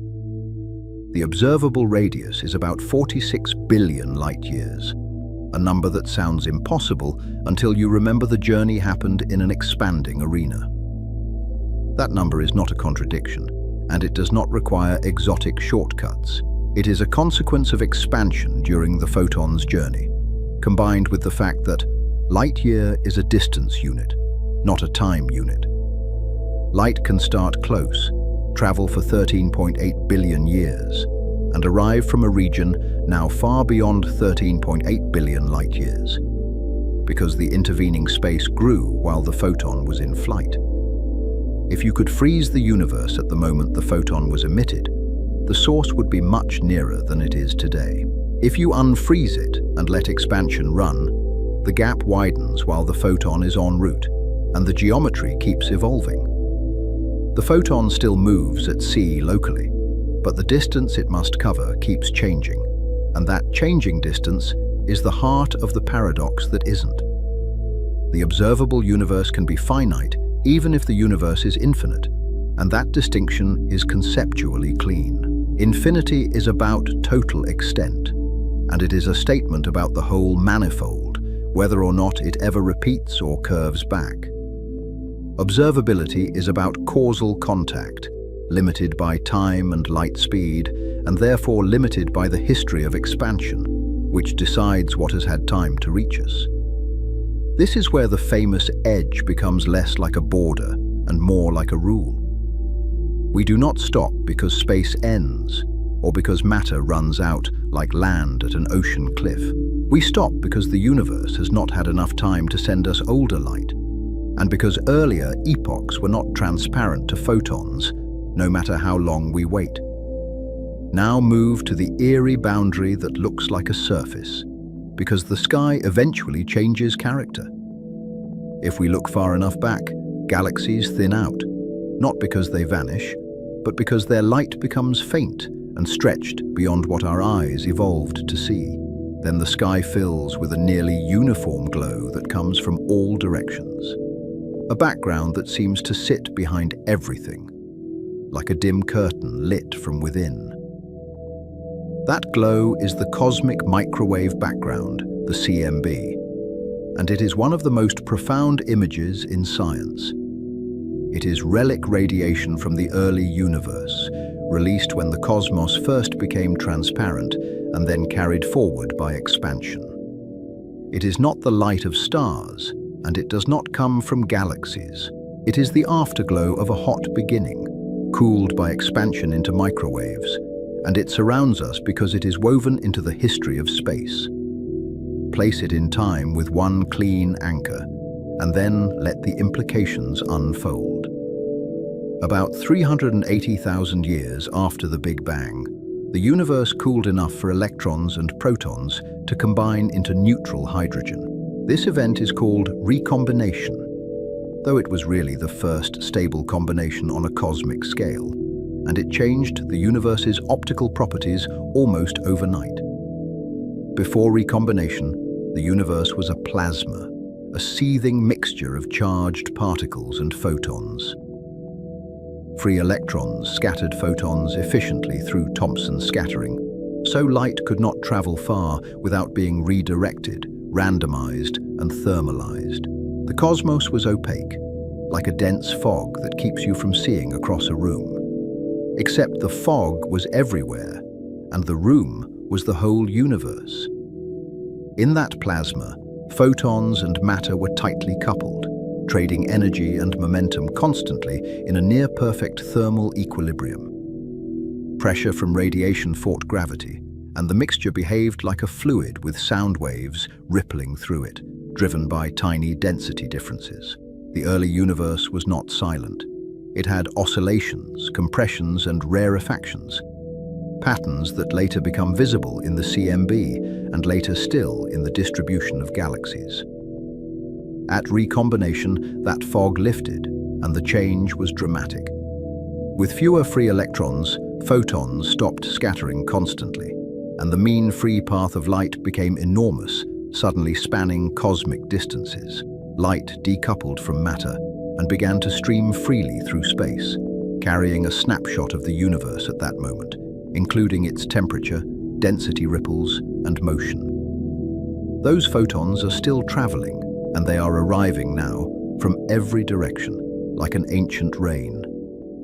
The universe expanded while they traveled, stretching their wavelengths by a factor of roughly 1,000, and cooling them with mathematical regularity. What began as hot, visible, and infrared radiation is now microwaves, cold enough to be measured by instruments cooled to near absolute zero, where the detectors themselves stop adding heat noise. Today, the CMB has a temperature of about 2.7 Kelvin, and that number is not a guess. It is measured as a near-perfect black-body spectrum, one of the cleanest signals in all of science, and it is astonishingly smooth. In plain terms, it matches the curve you would expect from an ideal thermal source, as if the universe once glowed like a hot ember and has been cooling ever since, its heat diluted by expansion. The discovery has its own quiet drama, and it fits the theme of horizons made of time. In 1965, Arno Penzias and Robert Wilson found an unexplained microwave hiss in their antenna, a noise that would not go away even after they checked equipment and cleaned out nesting pigeons. Nearby, theorists had predicted a relic background from a hot, early universe, and the pieces clicked together, an accidental detection of the oldest light we can see. So the CMB becomes our wall of light, but it is not a physical barrier you could crash into. It is the oldest light we can see directly, and it arrives from what is called the last scattering surface, a phrase that sounds like geography but is really history. It is the limit set by the universe's early opacity, not by an edge in space, and it marks the moment photons finally stopped ricocheting. The phrase surface is a trick of perspective, and it is worth lingering on it. We see the CMB as a shell around us because the photons come from a particular time, not a particular place, and time slices look like spheres from inside. In every direction, our line of sight eventually reaches the moment when the universe first became transparent, and that moment draws a sphere in our sky, even though the emitting matter is not arranged as a literal shell. The CMB is also not perfectly uniform, and that imperfection matters more than the uniformity. Tiny temperature differences appear across the sky at the level of tens of microkelvin, variations so small they sound like nothing, and yet they are measurable. Yet those faint mottles are the seeds of everything structured. Galaxies, clusters, and the long filaments of the cosmic web, all emerging from slight early imbalances. Explain the seed idea without losing the thread, because gravity needs only a slight advantage. Slightly denser regions had slightly stronger gravity, so they pulled in more matter over time, and the imbalance grew. Over billions of years, gravity amplified those small differences into galaxies, clusters, and the cosmic web, turning tiny early ripples into the large-scale architecture we map today, and turning microkelvin patterns into megaparsec structures. The anisotropies also encode early universe physics, and they do it in a way that is surprisingly precise. They reflect sound waves in the primordial plasma, acoustic oscillations driven by the push of radiation pressure and the pull of gravity, with dark matter providing extra gravitational wells. When photons decoupled, those oscillations were frozen into the radiation, and their angular pattern became a fingerprint of cosmological parameters, readable through power spectra rather than photographs. That fingerprint shows up as a characteristic scale on the sky, a preferred size for the hot and cold spots. It tells us about the geometry of space, because curvature changes how physical sizes project into angles, bending the relationship between size and apparent separation. It also tells us about the composition of the universe, because baryons, dark matter, and radiation affect how the early fluid oscillated, shifting the heights and spacing of the peaks in ways models must match. Now tie the fingerprint to actual missions, because this edge is mapped, not imagined. Kobe first detected the CMB's blackbody spectrum with stunning clarity, and then it revealed the first anisotropies, faint but real. WMAP mapped them with much higher precision across the full sky, turning the mottled pattern into a quantitative tool that could discriminate between competing cosmological models. Planck refined the map further, measuring temperature and polarization with exquisite detail and lower noise. And the resulting image looks almost like textured paint. Polarization adds another layer of information, because it records the directionality of scattering and the motion of the early plasma, separating patterns into distinct modes. These missions turned the CMB from a discovery into a dataset, and the dataset into a set of constraints, with uncertainties small enough to feel almost audacious. They helped pin down the universe's age, composition, and geometry, and they did it with an almost unsettling confidence. From the CMB, we infer a universe dominated not by ordinary atoms, but by dark matter and dark energy, with ordinary baryons as a minority component. We also infer that space is very close to flat on large scales, at least within the limits of our measurements, which is a geometric statement about the whole cosmos, not just what we can see. The CMB also reframes what beyond means, because it marks a boundary in electromagnetic visibility. Beyond it, there is no older light that can reach us directly in photons, because earlier photons were trapped and scattered, losing directional memory. There may be neutrinos, gravitational waves, or other messengers, but ordinary light cannot carry earlier images, because earlier light was trapped and scattered, and the universe kept its earliest scenes behind a veil. So the edge becomes a question about beginnings, not a border in space you could approach with engines. We can ask what happened before recombination, but we cannot see it with telescopes tuned to light, no matter how large the mirror becomes. We can only infer it through models and indirect traces, using the CMB as a boundary condition and checking every inference against the sky we actually measure. Even that inference is disciplined, because the models must match what we actually measure. The pattern of anisotropies is not random decoration. It is a coded record of physical processes, and the code is unforgiving. When we change a parameter in the model, matter density, expansion rate, curvature, the predicted pattern shifts, and the sky itself becomes the judge, accepting some stories and rejecting others.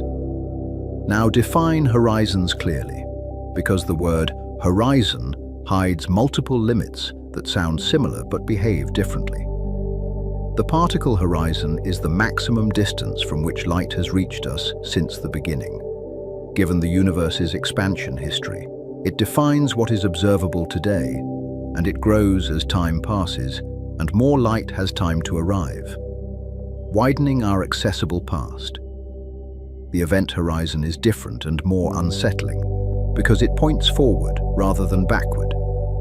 It is the boundary beyond which events will never be able to affect us, even given infinite future time, because the expansion can outrun communication. It depends on how expansion evolves, and in particular on whether expansion accelerates strongly enough to isolate regions permanently, turning once shared space into separate islands of causality. In a universe with accelerating expansion, the event horizon becomes real in a practical sense.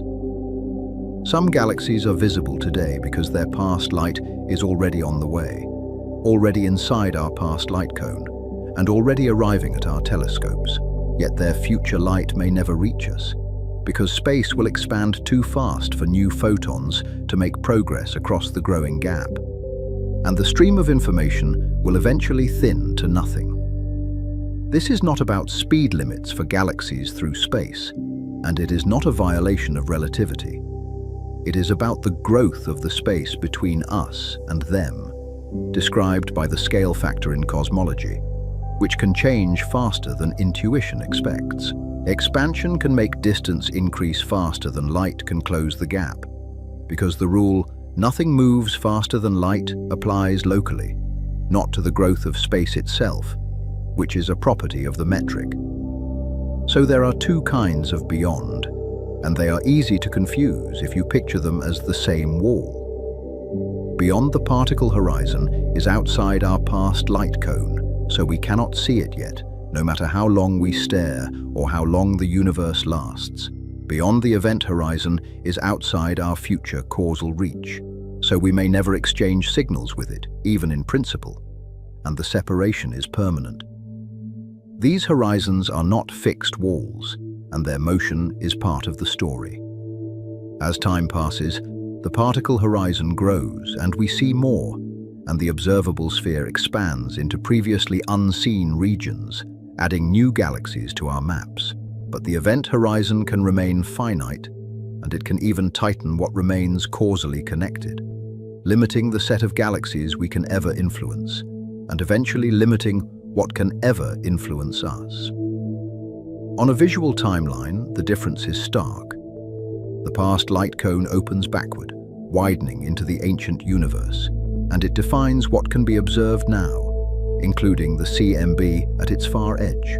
The future light cone opens forward, but accelerating expansion can pinch what remains reachable, like a corridor that narrows as you walk. And the narrowing is not psychological, it is geometric. Now bring the central question back with sharper stakes, because edge is really about information. When we ask what lies beyond the edge of space, we are not only asking what lies farther out, beyond the last visible galaxies. We are asking what lies outside our ability to receive information, and therefore outside our ability to test ideas directly, which is where science becomes careful and humble. The observable universe is a boundary that moves with time and technology, but it is still a boundary. Better telescopes can collect fainter light and push deeper into cosmic history, and improved detectors can measure subtle signals with less noise, pulling structure out of darkness. They cannot see before the universe became transparent to light, because opacity is not a problem of sensitivity. It is a problem of physics, and physics does not yield to larger mirrors. Even within transparency, expansion imposes a hierarchy of eras that we read like layers in rock. Nearby space shows the present, with galaxies shaped by long evolution and environments shaped by gravity and feedback from stars and black holes. Farther out we see earlier stages. When galaxies were assembling, star formation was more intense, and black holes were growing rapidly in young cosmic centers, lighting up as quasars against the dark. At the farthest limit, the CMB marks a last scattering surface, and it looks like a shell around us because we see it in all directions. It is really a time slice, the same cosmic moment seen from every angle, projected onto the sky as a sphere, and the projection is a consequence of geometry.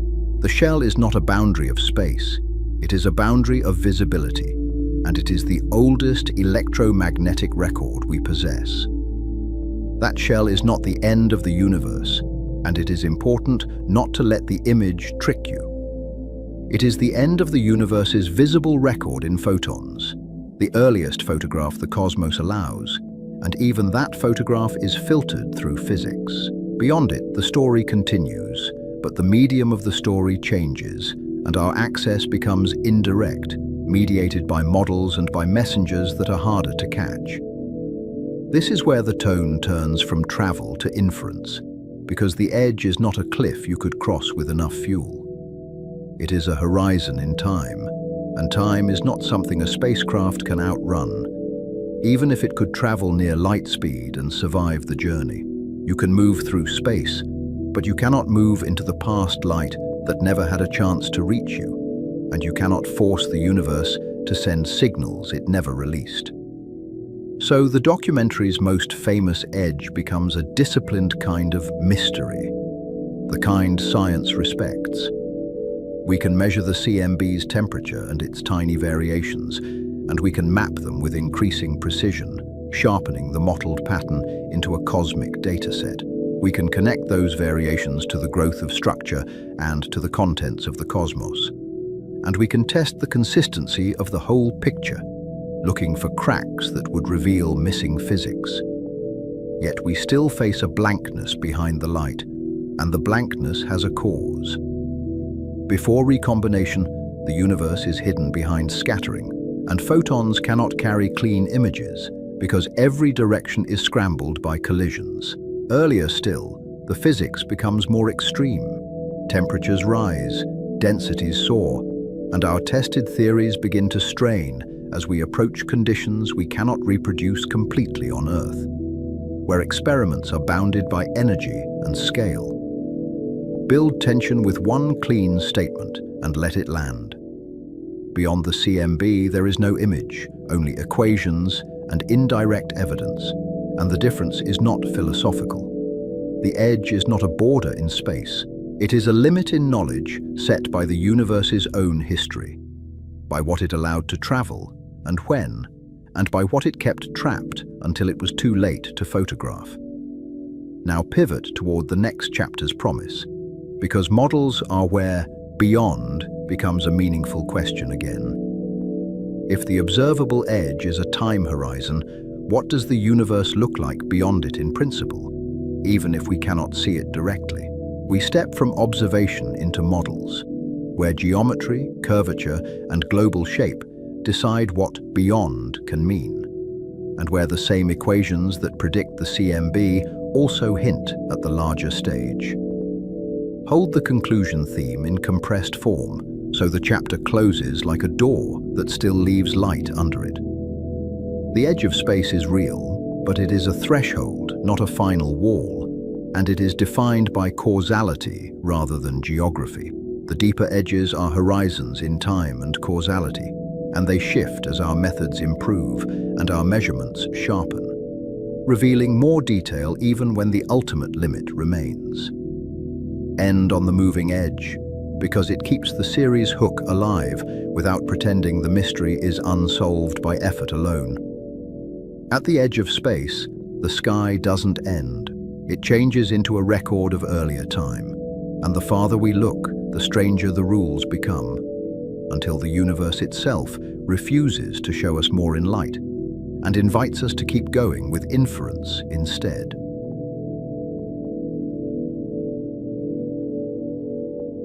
At the edge of space, the sky doesn't end. It changes, and the change keeps escalating as our questions sharpen. The blue thins into indigo, indigo into black, and then the black itself becomes crowded with structure. Stars appear as pinpricks, then as swarms, then as a faint grainy fog that is not empty at all. Beyond galaxies and the observable horizon, the next question is not distance, it is shape. When we ask what lies beyond the edge of space, beyond stars, galaxies, and even the observable universe, what do we mean by beyond? Are we talking about more space, the limits of light and time, or a boundary to reality itself? Chapter 4 gave us a horizon made of time, drawn by light speed and expansion. Chapter 5 asks what the larger stage looks like, even if we never reach its far side. start with the idea that geometry is not decoration in physics, because it sets the rules of what motion even means. In general relativity, space-time is the arena and the actor, a fabric that can flex and respond. Mass and energy do not merely move through space, as if space were a passive container. They curve space-time, and that curvature tells matter how to move.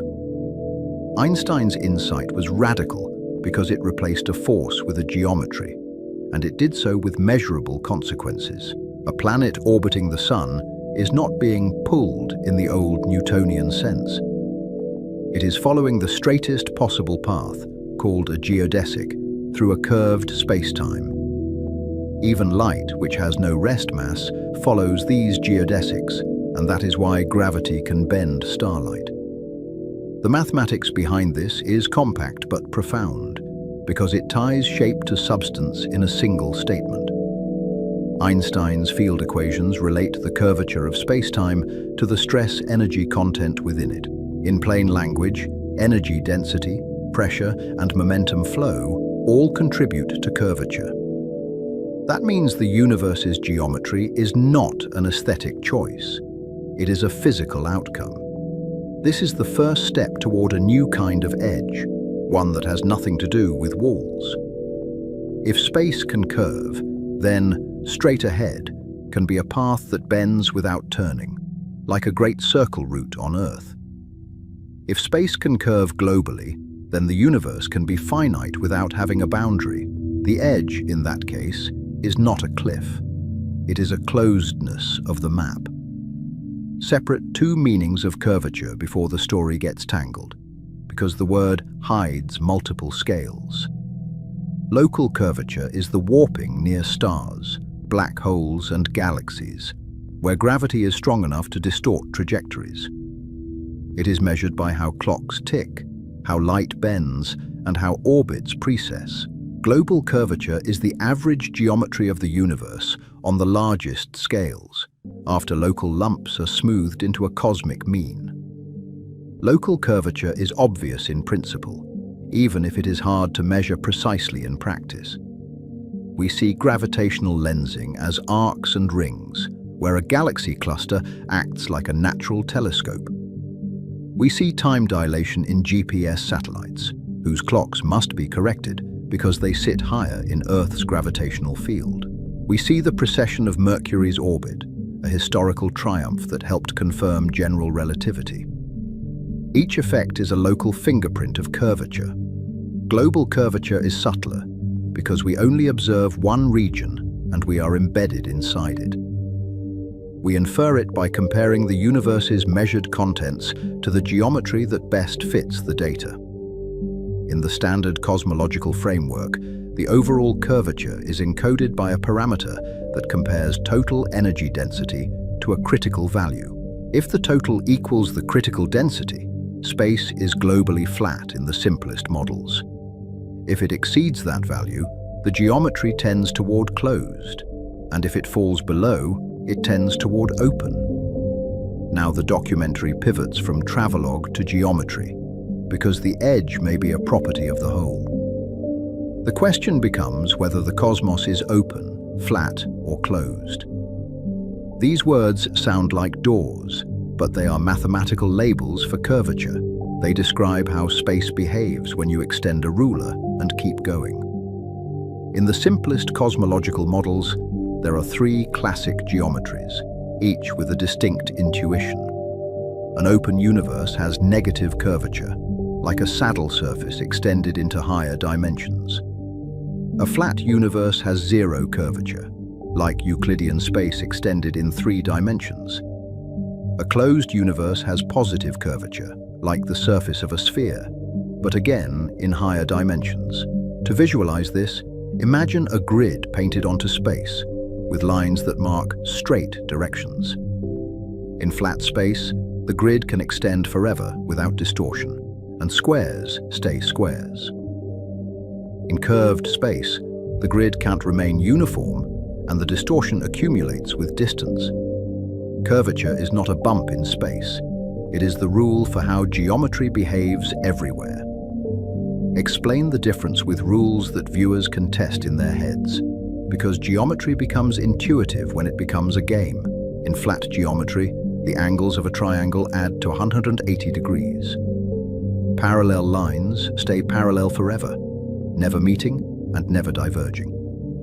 If you draw a circle, its circumference is exactly 2p times its radius.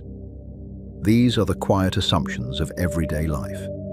In curved geometry, those rules change, and the change is the clue. In positive curvature, triangle angles add to more than 180 degrees.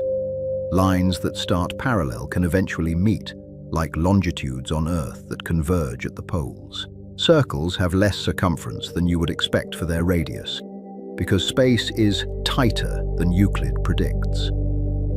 In negative curvature, triangle angles add to less than 180 degrees, as if the surface is stretched outward. Lines that start parallel can diverge, and they do so relentlessly, as though space is opening beneath them. Circles have more circumference than expected, because there is more room than Euclid allows. The geometry itself amplifies separation. These are not just classroom puzzles, because the universe itself can be the surface. If the cosmos is positively curved and closed, it can be finite in volume. It can still be unbounded, meaning there is no edge you can point to. You can travel without ever hitting a wall, yet still not have infinite space. This is a subtle idea, and it is worth lingering on the imagery it implies. Picture a spacecraft that never turns, never accelerates sideways, and never aims for home. It simply follows a geodesic, the straightest possible line in that geometry. In a closed universe, that path can eventually bring it back, not because it reversed course, but because space itself loops. If the cosmos is open, it is usually infinite in extent in the simplest models, because negative curvature does not naturally close on itself. If it is exactly flat, it can be infinite, but that is not the only option. Geometry and topology are different questions, and confusing them creates false certainty. The universe can obey Euclid locally and still be globally compact. Geometry is about local rules of distance and angles, the way rulers and protractors behave. Topology is about global connectedness, about whether space wraps and reconnects. A universe can be geometrically flat and still be topologically finite. It can look like ordinary space nearby, yet loop back on itself far away. This distinction has a history, because mathematicians learned long ago that shape and connectedness are not the same. A coffee mug and a donut can be continuously deformed into each other, because each has one hole.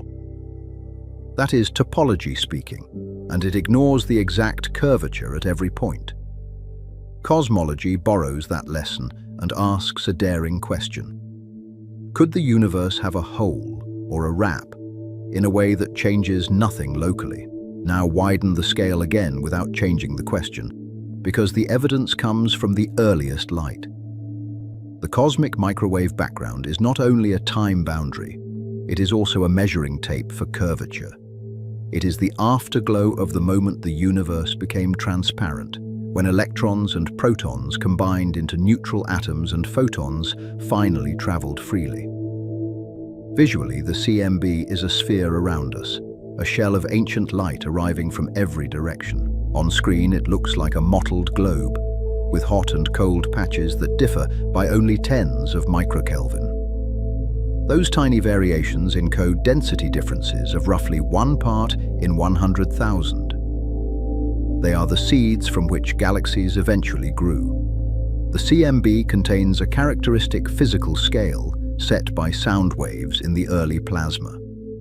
Before atoms formed, the universe was a hot ionized fluid, where photons and baryons were tightly coupled.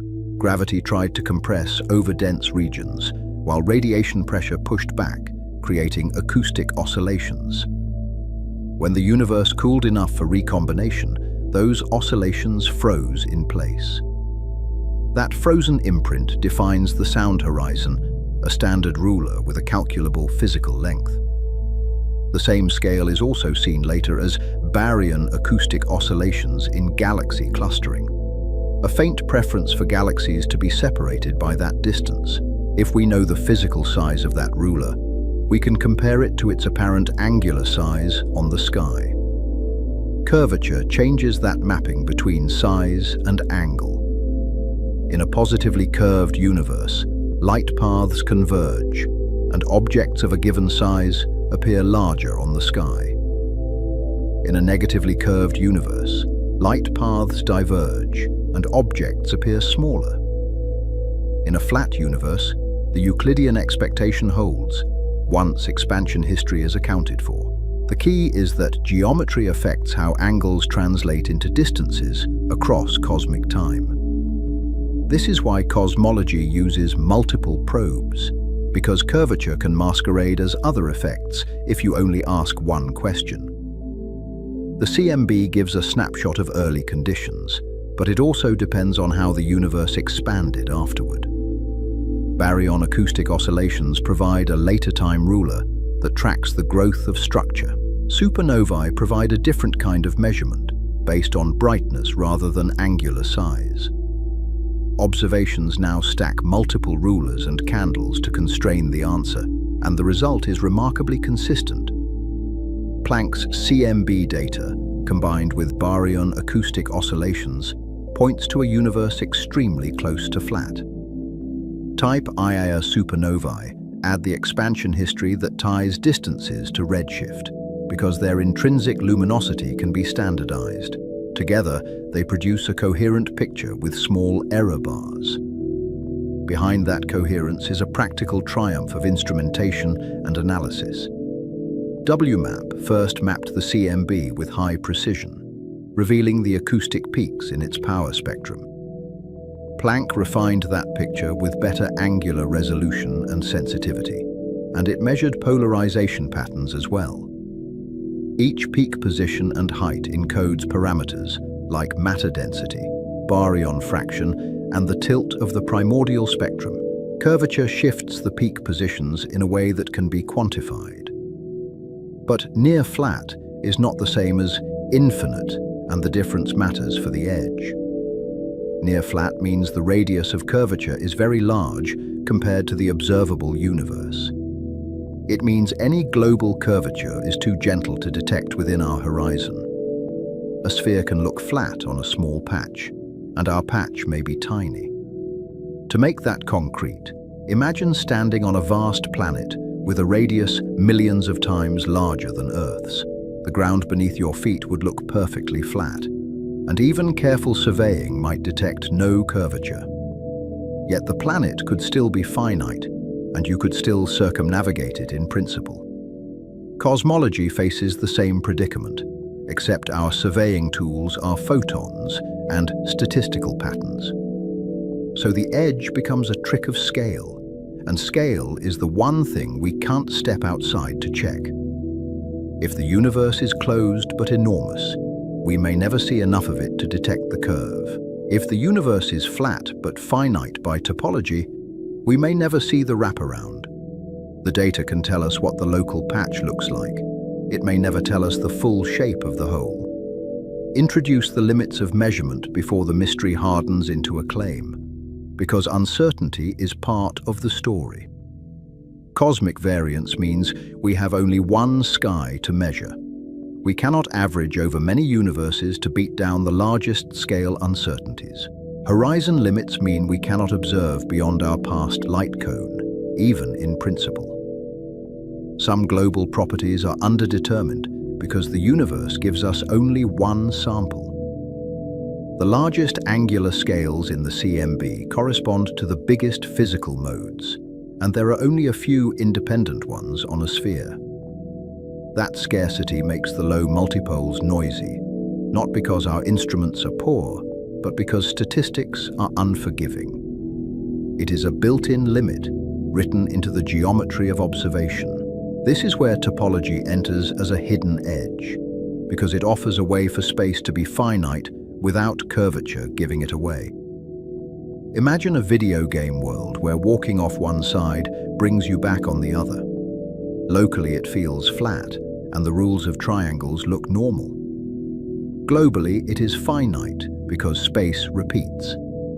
In 3 dimensions, one simple example is a 3 torus, which is harder to picture but easy to describe. Each spatial direction wraps around, so traveling far enough in any direction returns you to your starting region. There is no boundary, but there is a finite volume. The edge is replaced by identification, by a rule that says distant points are actually the same point. A helpful visual is to start with a square map where the left and right edges are identified and the top and bottom edges are identified. A character walking right exits the square and re-enters from the left, as if the world was seamless. In 3 dimensions, the same identification happens with a cube, whose opposite faces are glued together in the mathematical sense. The result is a space that is locally ordinary but globally looping. A topologically wrapped universe would leave subtle fingerprints, because light would not have only one route. Light could take multiple paths around the cosmos, arriving at us from different directions after different travel times. We might see the same region of space in different directions at different look-back times. The sky could contain repetitions that are not coincidences. This possibility turns the cosmos into a hall of mirrors, but with mirrors made of geometry rather than glass. A galaxy cluster could appear twice, once as it was billions of years ago and once as it was later, depending on the path length. The repetition would not be identical in detail because the object evolves, but the large-scale arrangement could betray the connection. The question becomes whether the universe is big enough to hide such echoes. One proposed test is the search for matched circles in the CMB, a beautifully specific prediction. If the last scattering surface intersects itself due to wraparound, it could produce pairs of circles with the same temperature pattern. These circles would be separated on the sky, but share correlated fluctuations. Finding them would be evidence that space is finite and multiply connected. The logic is geometric and visual, which makes it ideal for a documentary. The last scattering surface is like a sphere centered on us, marking where the CMB photons last interacted with matter. In a wrapped universe, that sphere can overlap with itself, because far away can be the same place by identification. Where the overlaps occur, the same physical region is seen in 2 directions, producing matching rings. The search has been conducted with WMAP and Planck data, and it has not found convincing matched circles. That non-detection rules out some small topologies, where the RAP scale is smaller than the observable universe. It does not rule out larger RAP scales, where the repetition would lie beyond our horizon. Absence of evidence becomes a statement about minimum size, not about impossibility. There is also the practical challenge that the CMB is not a pristine photograph. Foreground emission from our own galaxy must be modeled and subtracted, and that subtraction can leave residuals. Instrument noise and beam effects must be carefully characterized because false correlations can appear.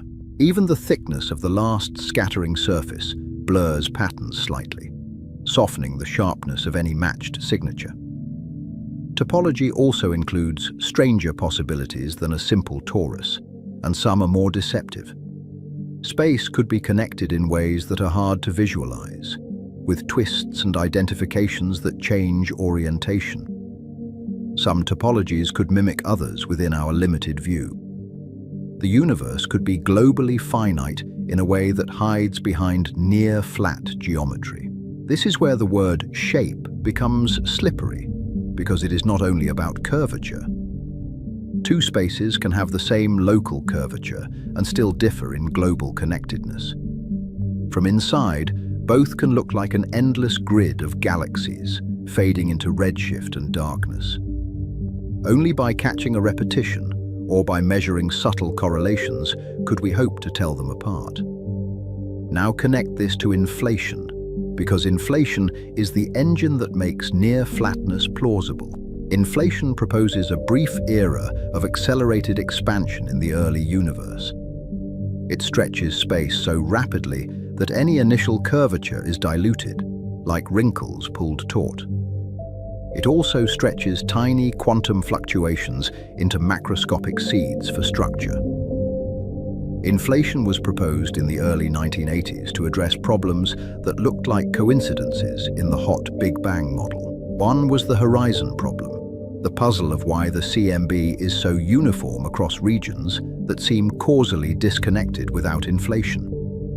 Another was the flatness problem, the question of why the density is so close to the critical value. A third was the absence of relics, like magnetic monopoles, which some particle theories predicted, but we do not see. Inflation explains why the observable universe looks so uniform in temperature, because it changes what causally connected means. Regions now far apart were once close enough to share thermal equilibrium before inflation expanded them beyond each other's horizons. The smoothing is not magical. It is a consequence of starting with a small connected patch that had time to equilibrate.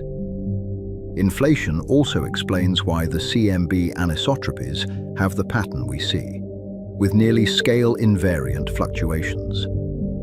Quantum fields cannot be perfectly quiet, even in a vacuum, and their fluctuations are unavoidable. During inflation, those fluctuations are stretched to astrophysical scales, becoming tiny density differences. Later, gravity amplifies them into the cosmic web of filaments and voids. On screen, this is where the visuals can become almost tactile. A tiny patch of space, smaller than an atom, swells into something larger than a galaxy, and then larger than our entire observable region. A grid drawn on that patch becomes smoother as it expands, its curvature flattening as the scale grows. The viewer can feel the way inflation makes the universe look simple, even if its origins were complicated. Inflation does not force the universe to be infinite, but it can make it effectively enormous. It can push any global curvature radius far beyond what we can observe. It can also make a finite topology hard to detect by stretching the RAP scale beyond our horizon. Inflation is a reason the edge keeps retreating as we learn to see farther. There is a delicate point here, and it matters for honesty. Inflation makes predictions that are broadly consistent with the data, but the detailed model space is large. Different inflationary potentials can produce slightly different spectral tilts, tensor amplitudes, and non-Gaussian signatures. Observations constrain these possibilities, and the constraints are tightening, but the core idea remains a framework rather than a single, nailed-down mechanism. Build tension around the word edge, because this chapter is about replacing a wall with a loop. If space is closed by curvature, you can travel forever without meeting an end. If space is flat but wrapped, you can travel far enough and return. In both cases, the edge is not a place. It is a property of the map. This reframes the central question in a sharper way, and it also exposes an assumption we rarely notice. When we ask what lies beyond the edge of space, we may be asking a question with no geographic answer. Beyond might mean more of the same, repeating or curving back. Beyond might mean nothing at all, because beyond assumes a boundary that may not exist. But the mystery deepens because topology can disguise itself as ordinary space, and curvature can hide behind scale. A wrapped universe can look infinite if the RAP scale is huge. A curved universe can look flat if the curvature radius is enormous. Our observations are limited to one horizon-sized bubble, and that bubble may be too small to reveal the global design.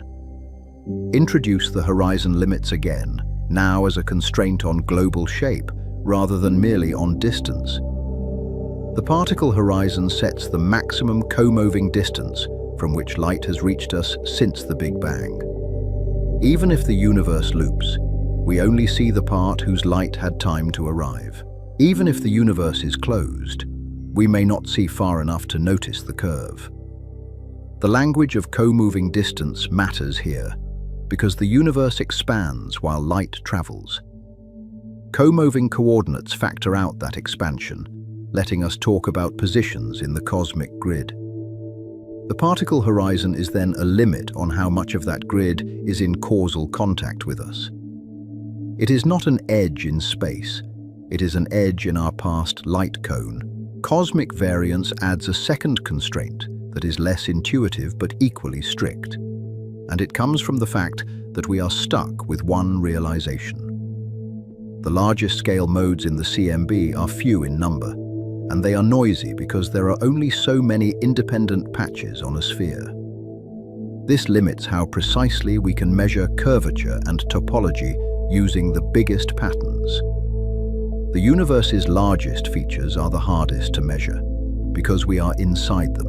So some questions may be fundamentally underdetermined by data, even with perfect instruments. We can constrain curvature to be near zero, but we may never prove it is exactly zero. We can rule out small topological identifications, but we may never rule out huge ones. The edge may be a question that physics allows, but observation cannot close. This is not a failure of science, and it is not a license for anything. It is a boundary condition on what can be inferred from one cosmic sample. It forces humility in how we talk about infinity. It also forces precision in what we mean by evidence, because evidence always lives inside an observational horizon. Now connect back to earlier chapters, because the theme of edges has been repeating at every scale. The Kármán line was a convention, not a wall, drawn where aerodynamics gives way to orbital mechanics. The heliopause was porous and shifting, not a fence, shaped by solar wind and interstellar pressure. The Milky Way's rim depended on whether we followed light, gas, or gravity. The observable universe was a horizon of time, not a border of matter. Global shape is the next escalation of that pattern, and it is the most abstract edge yet. The edge may be a coordinate artifact, a misunderstanding of what it means to move in curved space. Or the edge may be hidden in topology, where space ends only by reconnecting. The deeper we go, the more edge becomes a statement about knowledge, not geography. Hold a backbone sentence that ties the whole chapter together, because the viewer needs a single beam through the complexity. If the universe is unbounded, then the edge is not a place you can reach. And if the universe is finite, then the edge may be a rule that makes distant places identical. That rule could be curvature closing the geometry, or topology identifying points across vast distances. At this point, it is worth asking a quiet, unsettling question. If the universe loops, what would it mean to go far enough when the expansion of space itself changes every journey? Could a traveler ever complete a circumnavigation, or would the goal recede as the cosmos stretches? The geometry might allow a return, but the dynamics might prevent it. Now pivot to the next chapter's promise, because inflation does not stop at geometry. If inflation happened, it may not have happened only once. Some versions of inflation are eternal, with inflation ending in some regions while continuing in others. That creates a patchwork of bubble universes, each with its own local conditions. So the question of beyond shifts again, and the shift is the natural continuation of this chapter's logic. It stops being only about where space goes. It becomes about how many spaces there are. If our observable universe is one region where inflation ended, then beyond our horizon could be other regions with different histories. End by tightening the series' conclusion theme without resolving what cannot be resolved. The edge of space is real, but it's only the first threshold. The deeper edges, curvature, topology, and the limits of measurement are not walls in the universe, but horizons in knowledge. What lies beyond may be more universe, a loop back to where we began, or a larger multiverse where our patch is only one outcome. And the mystery is that the edge keeps moving as we learn to see farther.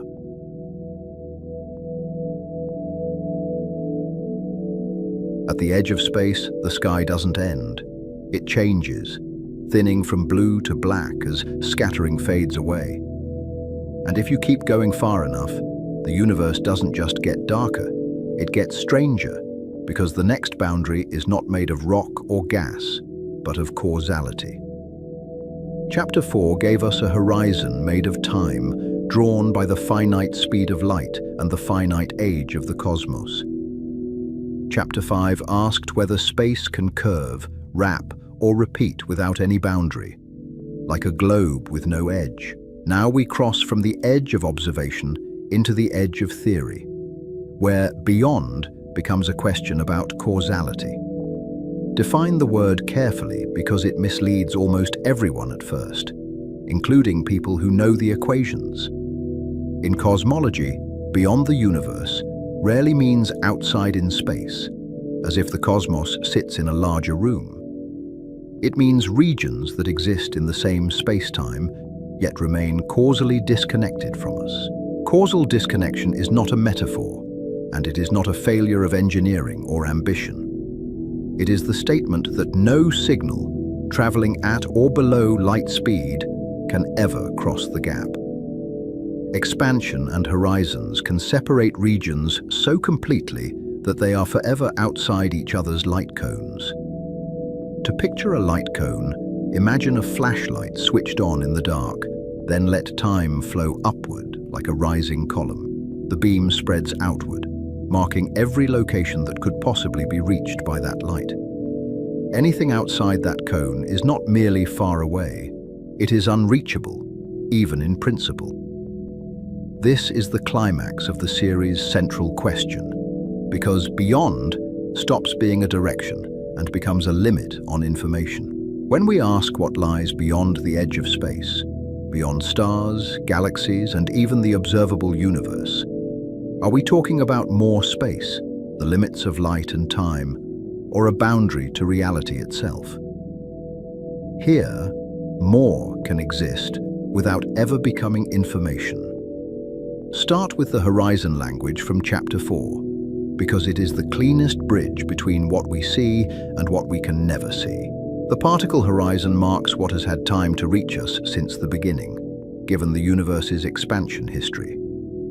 The event horizon marks what can ever reach us, even with infinite future time. Those two horizons sound similar, yet they point in opposite temporal directions, one backward, one forward. The particle horizon is a historical boundary, drawn by the age of the cosmos and the speed of light. The event horizon is a destiny boundary, drawn by the future behavior of expansion. The event horizon is the more unsettling edge, because it points forward into a future that can shrink our accessible world. If expansion accelerates, there are places whose light is arriving now, yet whose future signals will never arrive. A galaxy can be visible in our telescopes, while its later history becomes permanently inaccessible. Visually, this is the eerie moment when a bright spiral remains in view, but its timeline is cut. We still receive photons that left long ago, when the galaxy was closer in co-moving terms. Yet the photons it emits tomorrow for it, may never cross the stretching gulf. Now introduce dark energy as the modern driver of edges, because it changes the fate of knowledge. Observations of distant Type Ia supernovae, baryon acoustic oscillations, large-scale structure growth, and the CMB imply late-time accelerated expansion. In the simplest model, a cosmological constant makes the expansion approach an exponential regime. Historically, the cosmological constant has a strange biography, introduced by Einstein, discarded after Hubble's expansion, then resurrected by late 1990s supernova data. In equations, it behaves like a constant energy density of the vacuum, with negative pressure. In plain language, it acts like a gentle push built into space itself. Acceleration matters because it reshapes the causal map, not just the distances on a chart. When expansion decelerates, light has a chance to catch up, and horizons can grow. When expansion accelerates, the universe can create a permanent boundary, a true event horizon. In that regime, the universe becomes an archipelago of causality, many islands separated by an ever-widening sea. Bound structures like the local group remain gravitationally bound, while distant galaxies slip beyond reach. Over cosmic time, more of the observable universe becomes unobservable in principle, not just in practice. The visuals here are slow and quiet, the cosmic web like faint mist, filaments stretching, clusters dimming, and the sky gradually losing its deep background of galaxies. It is not a sudden catastrophe, but a long subtraction. The universe does not end. Our access to it narrows. This is not galaxies breaking relativity by outrunning light through space, and it is crucial to say that clearly. It is the metric expanding so that proper distances grow faster than light can close them. Relativity limits local motion through space, while cosmology describes how the stage itself can stretch. In general relativity, speed is local, measured by nearby observers with rulers and clocks. A distant galaxy can recede superluminally in terms of changing proper distance, without any object locally exceeding light speed. The paradox dissolves once you remember that space-time is the object doing the expanding. So beyond can mean a region that still exists, still evolves, and still contains matter and radiation. Yet it can never send us a new photon, neutrino, or gravitational wave after some finite time.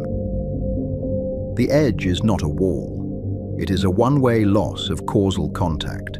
That one-way quality is what makes the event horizon feel like a physical boundary, even though nothing is there. You can point a telescope toward a galaxy, measure its redshift, infer its mass, and still be cut off from its future forever. Knowledge becomes time-limited, and the universe becomes a story with missing chapters. Now connect this to inflation, because inflation is the earlier, more violent cousin of dark energy. Inflation was introduced in the early 1980s to explain why the universe looks so flat, so uniform, and so free of unwanted relics. It also provides a mechanism for seeding structure through stretched quantum fluctuations. The horizon problem is the classic motivation, and it is almost cinematic in its simplicity. The CMB is uniform across the sky to about 1 part in 100,000. Yet widely separated regions of that early plasma should never have exchanged light or heat in a non-inflating Big Bang. Inflation resolves that by changing the order of events, not by adding a new material boundary. It says those regions were once close enough to equilibrate. Then space expanded so rapidly that they were flung far apart. The uniformity is inherited from an earlier time when nearby meant something different. Flatness is the second clue, and it is geometric rather than thermal. In the Friedmann equations, any small deviation from spatial flatness tends to grow over time in a decelerating universe. Inflation reverses that tendency by diluting curvature, driving the geometry toward flatness the way a balloon's surface looks flatter as it inflates. Inflation also sweeps away relics, which is a subtle but important point in early universe physics. Grand unified theories often predict heavy topological defects, like magnetic monopoles that would overclose the universe if abundant. A long enough inflationary phase can dilute such relics to near nothing, leaving a cleaner cosmos behind. Inflation itself has strong empirical support as a framework, even if the microphysics remains uncertain. The CMB's near-flat geometry, its nearly scale-invariant spectrum, and the phase coherence of acoustic peaks fit inflationary expectations.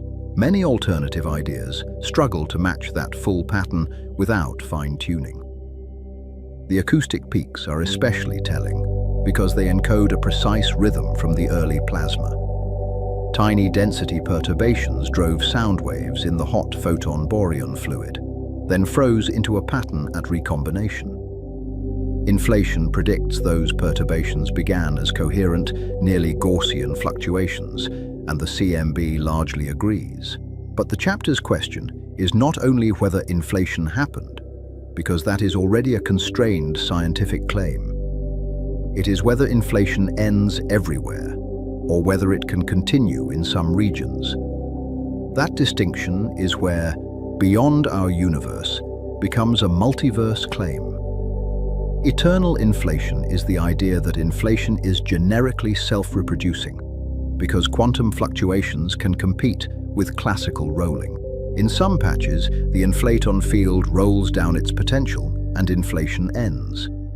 In other patches, fluctuations kick it upward, keeping inflation going longer. The result is a space-time that never fully exits inflation, while pockets of non-inflating space appear like bubbles. The background keeps inflating, and the bubbles keep forming, each one a local ending. It is a strange picture, an ending that happens repeatedly, without the overall process ever finishing. Each bubble is a region where inflation ended, and reheating filled space with hot particles. Inside a bubble, standard hot Big Bang evolution begins, with nucleosynthesis, recombination, and the later formation of galaxies. Our observable universe would be a small part of one such bubble. Reheating is the bridge from smooth accelerated expansion to a universe full of stuff. The inflaton's energy must be transferred into ordinary particles, raising the temperature and producing a hot plasma. In visual terms, a cold, empty, rapidly expanding space becomes suddenly bright with radiation, like a dawn written into physics.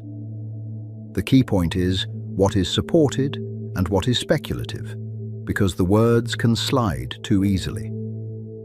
Inflation's broad successes are tied to observable signatures in the CMB and large-scale structure. Eternal inflation is a further step that depends on the shape of the inflationary potential and quantum behavior in curved spacetime. Even within inflationary theory, eternal inflation is not a single model with one clear prediction. Some potentials make it likely, others avoid it, and some require assumptions about initial conditions. The evidence for inflation does not automatically become evidence for an infinite multiverse. Still, the logic is hard to ignore once you accept accelerated expansion in the early universe. If inflation can last long enough to erase curvature and homogenize a region, it can also last long enough to produce regions we will never see. The same mechanism that solves the horizon problem can generate new horizons. This is where the word beyond becomes almost literal again, but in the language of space-time diagrams. Our bubble has its own causal structure, and the inflating regions outside it recede faster than any signal can chase. The boundary is not a shell in space, it is a boundary in causal accessibility. Now widen the scale again without changing the question, because the multiverse is an edge of explanation. If bubble universes exist, they may have different vacuum states, different symmetry breakings, and different effective constants. The laws could share a deeper structure while their low-energy outcomes differ. In particle physics, symmetries can break in more than one way, and the vacuum can settle into different configurations. A field can have multiple minima, like a landscape of valleys, and where it lands determines what particles are light, what forces are strong, and what interactions are allowed. In a multiverse picture, different bubbles could cool into different valleys. This is where the landscape idea enters, and it is where cosmology becomes most controversial. In some approaches to string theory, there are many possible vacuum solutions, each corresponding to a different way extra dimensions can compactify. Each vacuum can yield different particle spectra, coupling strengths, and cosmological constants. The historical background matters because it explains why this idea arrived with such force. String theory began as a candidate for unifying gravity with quantum mechanics, and it naturally requires extra dimensions. Once you allow many ways to curl those dimensions, the number of possible low-energy worlds can become enormous, far beyond a simple menu. The landscape is attractive because it offers a framework for why parameters look fine-tuned, especially the small but non-zero value of dark energy. If many vacua exist, then some will allow long-lived stars, chemistry, and observers. The observed values might be selection effects within a larger ensemble, rather than unique predictions from first principles. Yet even that attraction carries a sharp edge, because selection arguments can become slippery. If you can always say, "We see this because otherwise we wouldn't be here," you risk explaining away the need for deeper mechanisms. The question becomes, does the landscape predict anything specific, or does it merely accommodate? But the landscape is also dangerous because it can weaken the predictive core of physics. If almost any low-energy outcome exists somewhere, then matching our universe becomes less impressive. The theory risks becoming a catalogue of possibilities rather than a generator of sharp, testable numbers. Testing is the central tension, and it must be stated plainly without theatrical certainty. We cannot travel to other bubbles, and we may never receive signals from them. If the multiverse is real, it may be real in a way that is observationally silent. That silence is not absolute, and this is where the chapter's suspense stays grounded in actual data analysis. Some bubble scenarios predict collisions between bubbles in the early universe, when space was smaller and bubble walls could intersect. A collision could leave an imprint in the CMB, like a disk-like feature or a specific pattern of anisotropy and polarization. A collision imprint would not look like a cartoon bruise, but like a subtle statistical asymmetry. It could shift temperature fluctuations in a circular region, alter the E-mode polarization pattern, or create a localized departure from Gaussian randomness. The signature depends on the collision's energy and geometry, so the search must be broad. Scientists have searched for such signatures in WMAP and Planck data, using both targeted templates and blind anomaly hunts. They look for statistically unusual circular features, anisotropic power, or localized departures from Gaussianity. The results so far are constraints, not confirmations. The CMB maps themselves are a visual paradox, beautiful and noisy, smooth and speckled, like a weather pattern on the oldest light. Analysts must separate foreground dust, instrumental systematics, and cosmic variance from any truly primordial anomaly. The sky gives only one realization of the random field, so certainty is hard-earned. No compelling bubble collision signal has survived scrutiny, even after years of increasingly sophisticated methods.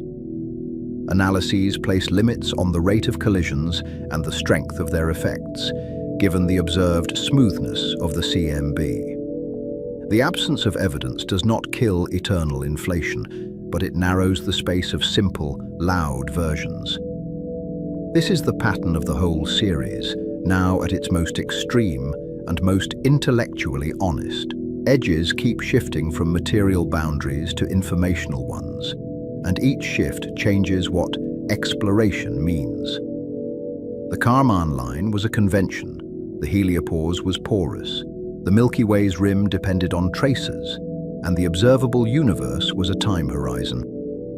Now the edge becomes a boundary between what can be observed and what can only be inferred.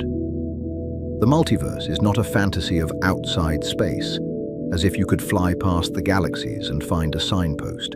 It is a claim about disconnected regions produced by known kinds of expansion, extended beyond what we can currently test.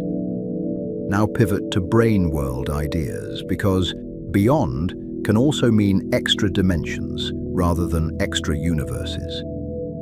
In some higher dimensional models, our universe is a three-dimensional brawn embedded in a higher dimensional bulk. Ordinary matter and forces are confined to the brain, while gravity can propagate in the bulk. The word brain comes from membrane, and the visual metaphor is deliberate. Imagine a vast sheet, like a thin surface in a larger space, and imagine all familiar particles as vibrations trapped on that sheet. Then imagine gravity as something less confined, able to spread into the surrounding volume. This confinement is not arbitrary in these frameworks, because it can arise from the mathematics of strings and their endpoints. It can arise from how open strings end on branes, while closed strings, associated with gravitons, move through the full higher dimensional space. The result is a universe that feels three-dimensional to particles, yet is not three-dimensional in its full geometry. If gravity leaks into extra dimensions, it changes the meaning of distance and the strength of gravity at short scales. The inverse square law is a geometric statement about how field lines spread in 3 dimensions. In more dimensions, that spreading changes, and gravity could become stronger at small separations. Experiments test Newton's inverse square law down to sub-millimeter ranges, using torsion balances and carefully isolated masses. They search for deviations that could signal extra dimensions or new forces. So far, gravity behaves as expected within measured limits, which constrains many brane scenarios. Brain-world cosmology also changes early universe dynamics, which is why it belongs in this chapter about beginnings and boundaries. The Friedmann equations can be modified by extra-dimensional terms, altering expansion at high energies. That can affect inflation, reheating, and the production of primordial gravitational waves. Some brain models propose that the Big Bang was not a singular beginning inside our brain. It could be a collision between brains, or a transition in the bulk geometry that appears as a hot start on the brain. These ideas aim to replace a boundary in time with a process in higher dimensions. The imagery here is stark and abstract, 2 vast surfaces approaching in a dark, higher dimensional arena, then a flash of energy localized on the brain. Even if the picture is only a metaphor, it captures the intent. Trade a mathematical singularity for a physical event. The question becomes whether any trace of that event could survive into observable data. But brain ideas also inherit the same discipline problem as multiverses, and the comparison is instructive. Extra dimensions can be mathematically consistent, yet hard to probe directly. The more freedom a model has, the more it must earn belief through distinctive, risky predictions. Now connect brains back to the series' central hook, because the sky changes again here. If our universe is a brain, then beyond the edge is not farther out in 3-dimensional space. It is a direction that matter cannot take, a dimension we do not move through, even as gravity might. That is a different kind of beyond than eternal inflation, yet the two can interact in serious models. Some scenarios place inflation on a brain, driven by brain motion in the bulk and the energy of their separation. Others imagine bubble nucleation as transitions between vacua in a higher dimensional landscape. The chapter's climax is not a claim that these pictures are true, because certainty is not the tone of the frontier. It is the realization that modern cosmology has multiple, internally motivated ways to produce more reality than we can observe. The edge of space becomes the edge of causal contact, and then the edge of what counts as science. So we have to ask what counts as evidence, without turning the question into pure philosophy or mere rhetoric. Falsifiability matters because it forces models to risk being wrong, and risk is the price of scientific meaning. A model that can explain any outcome explains nothing in the scientific sense. But cosmology also lives with one universe and one sky, which complicates simple slogans about testing. Some hypotheses are not directly falsifiable today, yet can be compared by how well they compress existing data. Bayesian reasoning formalizes that comparison by weighing prior plausibility against likelihood given observations. Bayesian thinking does not rescue unfalsifiable ideas by itself, and it can fail if the model is too flexible. It demands that a model assign probabilities to outcomes, and that those assignments be constrained by data. If a multiverse model cannot define a measure, cannot regulate infinities, or cannot make stable statistical predictions, it fails even as an inference framework. This is the measure problem in eternal inflation, and it is a core risk rather than a technical footnote. If inflation produces infinitely many bubbles, then counting outcomes becomes ambiguous. Different ways of regulating the infinity can change predicted probabilities, which undermines explanatory power. The landscape inherits a similar challenge, because many vacua is not yet a predictive distribution. If there are many vacua, we need a principled way to say which are likely and which are rare. Without that, we observe this because we are here becomes too flexible, and the theory stops constraining reality. Yet the discipline remains, and it is visible in how scientists actually work day after day.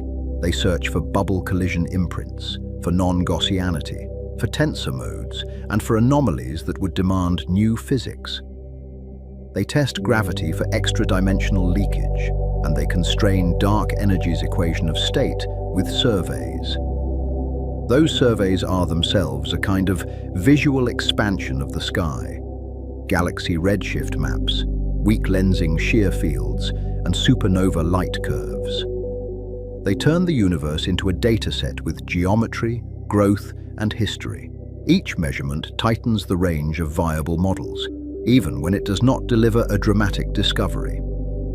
They also keep the hierarchy of confidence explicit, which is part of the scientific culture at the boundary.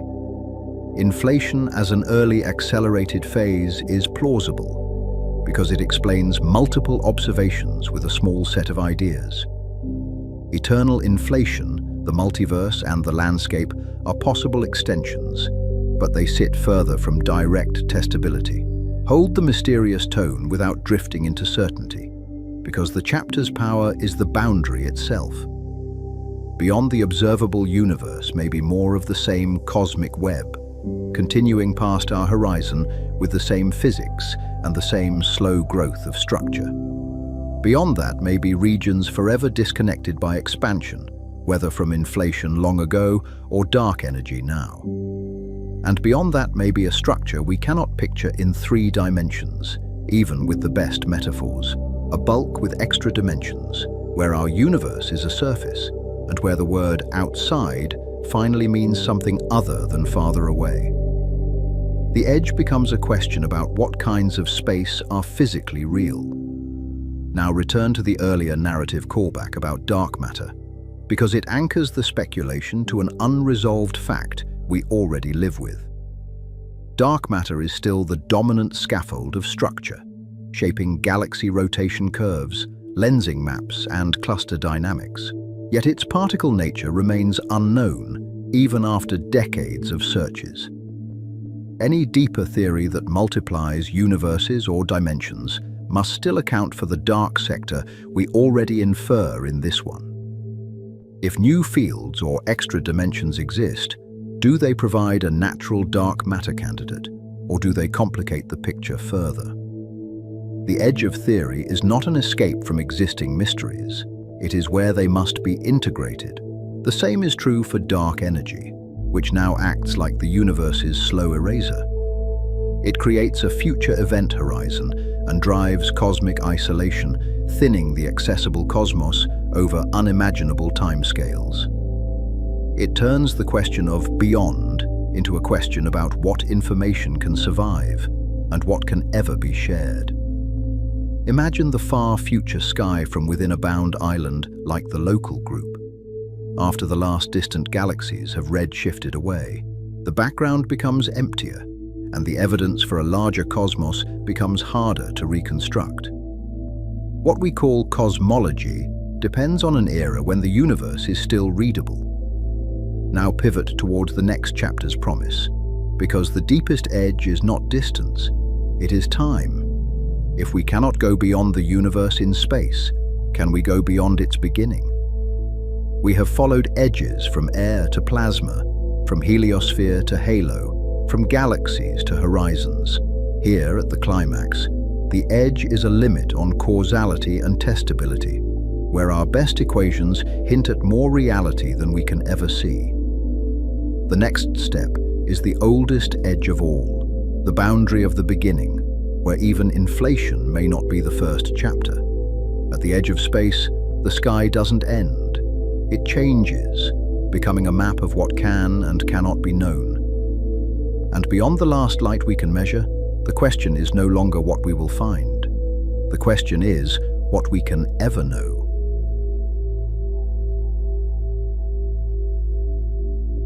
At the edge of space, the sky doesn't end. It changes, and the change keeps escalating into stranger questions. Above the last blue haze, the horizon sharpens into a thin curve, and the atmosphere fades into a fragile glow. The sun hardens into white fire, stars appear at noon, and the blackness looks absolute.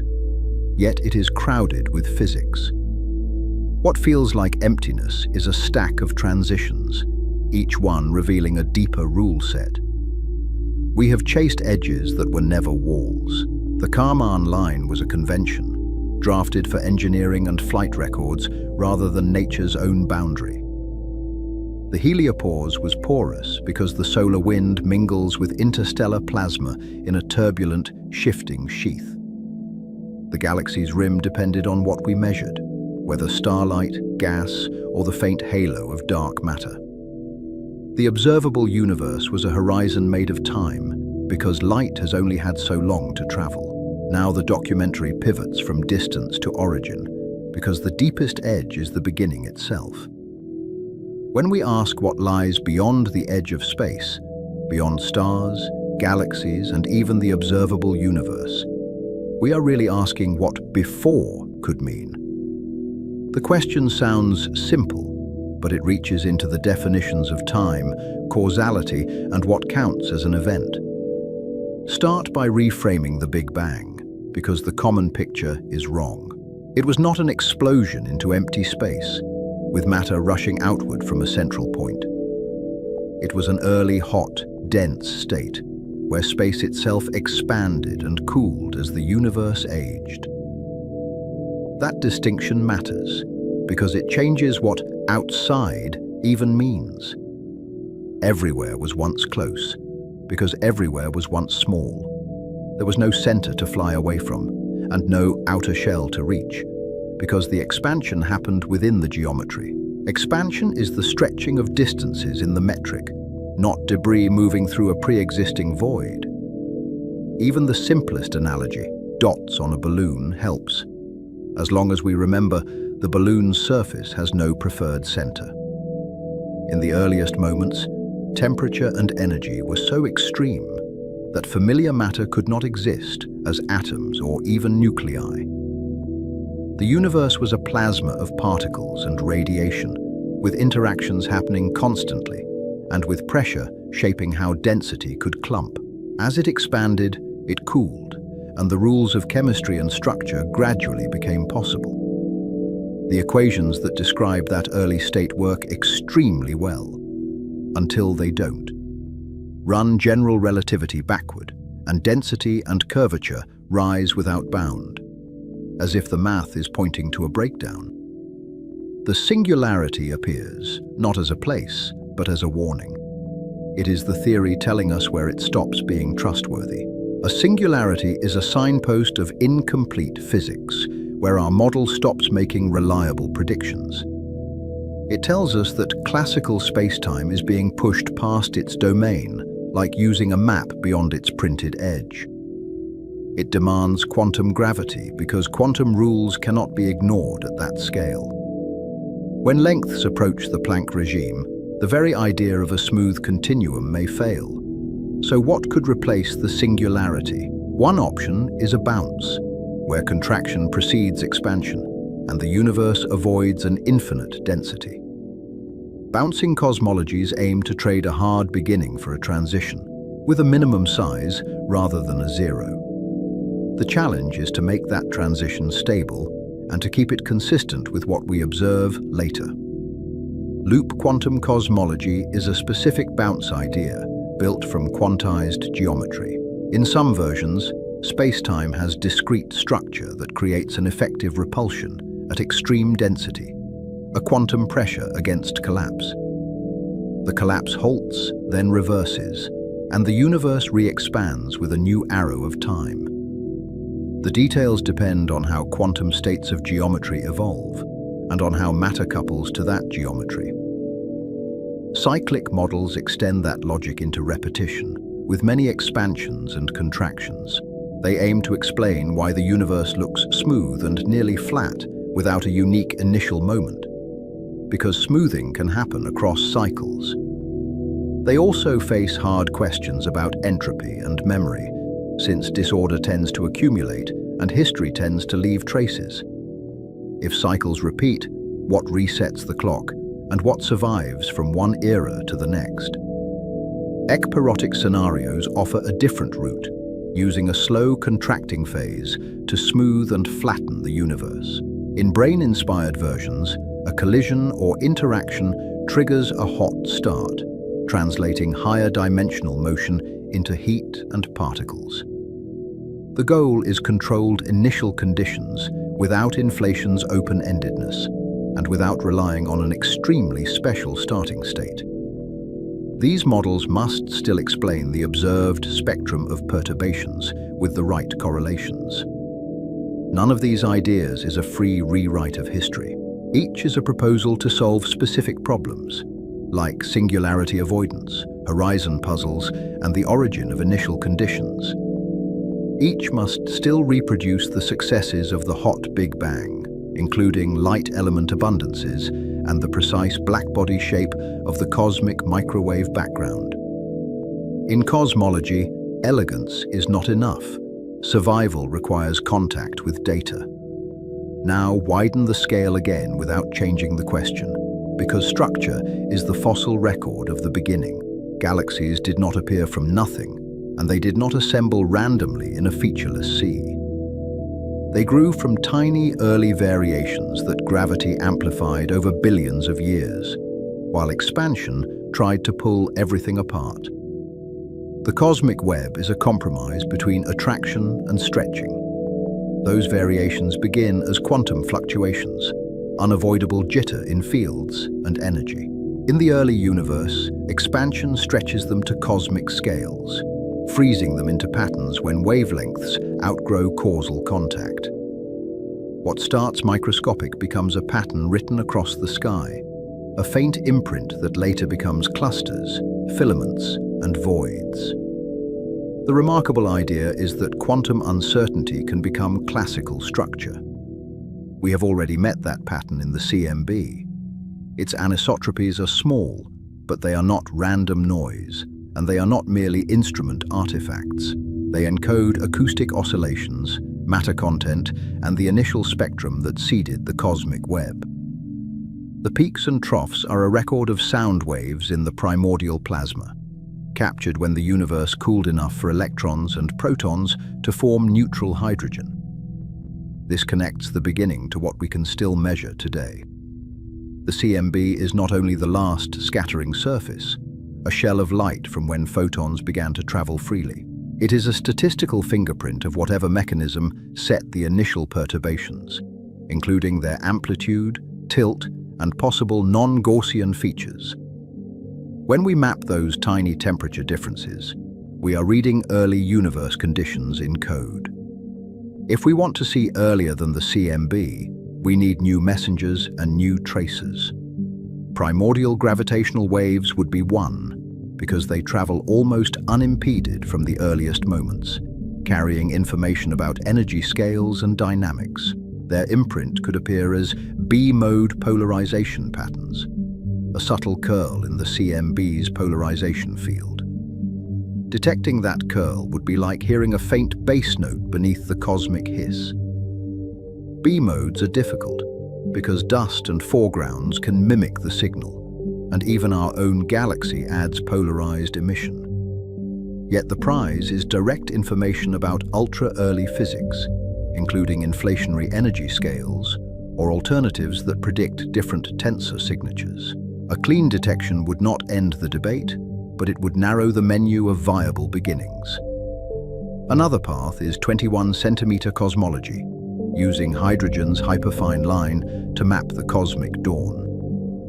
It can probe the era before the first stars fully reionized the intergalactic medium, when neutral hydrogen filled most of space. It offers a three-dimensional history, not just a surface, because different radio frequencies correspond to different cosmic times. In that drifting radio whisper, the first heating and the first starlight may leave measurable scars. Next-generation surveys will also map large-scale structure with unprecedented precision.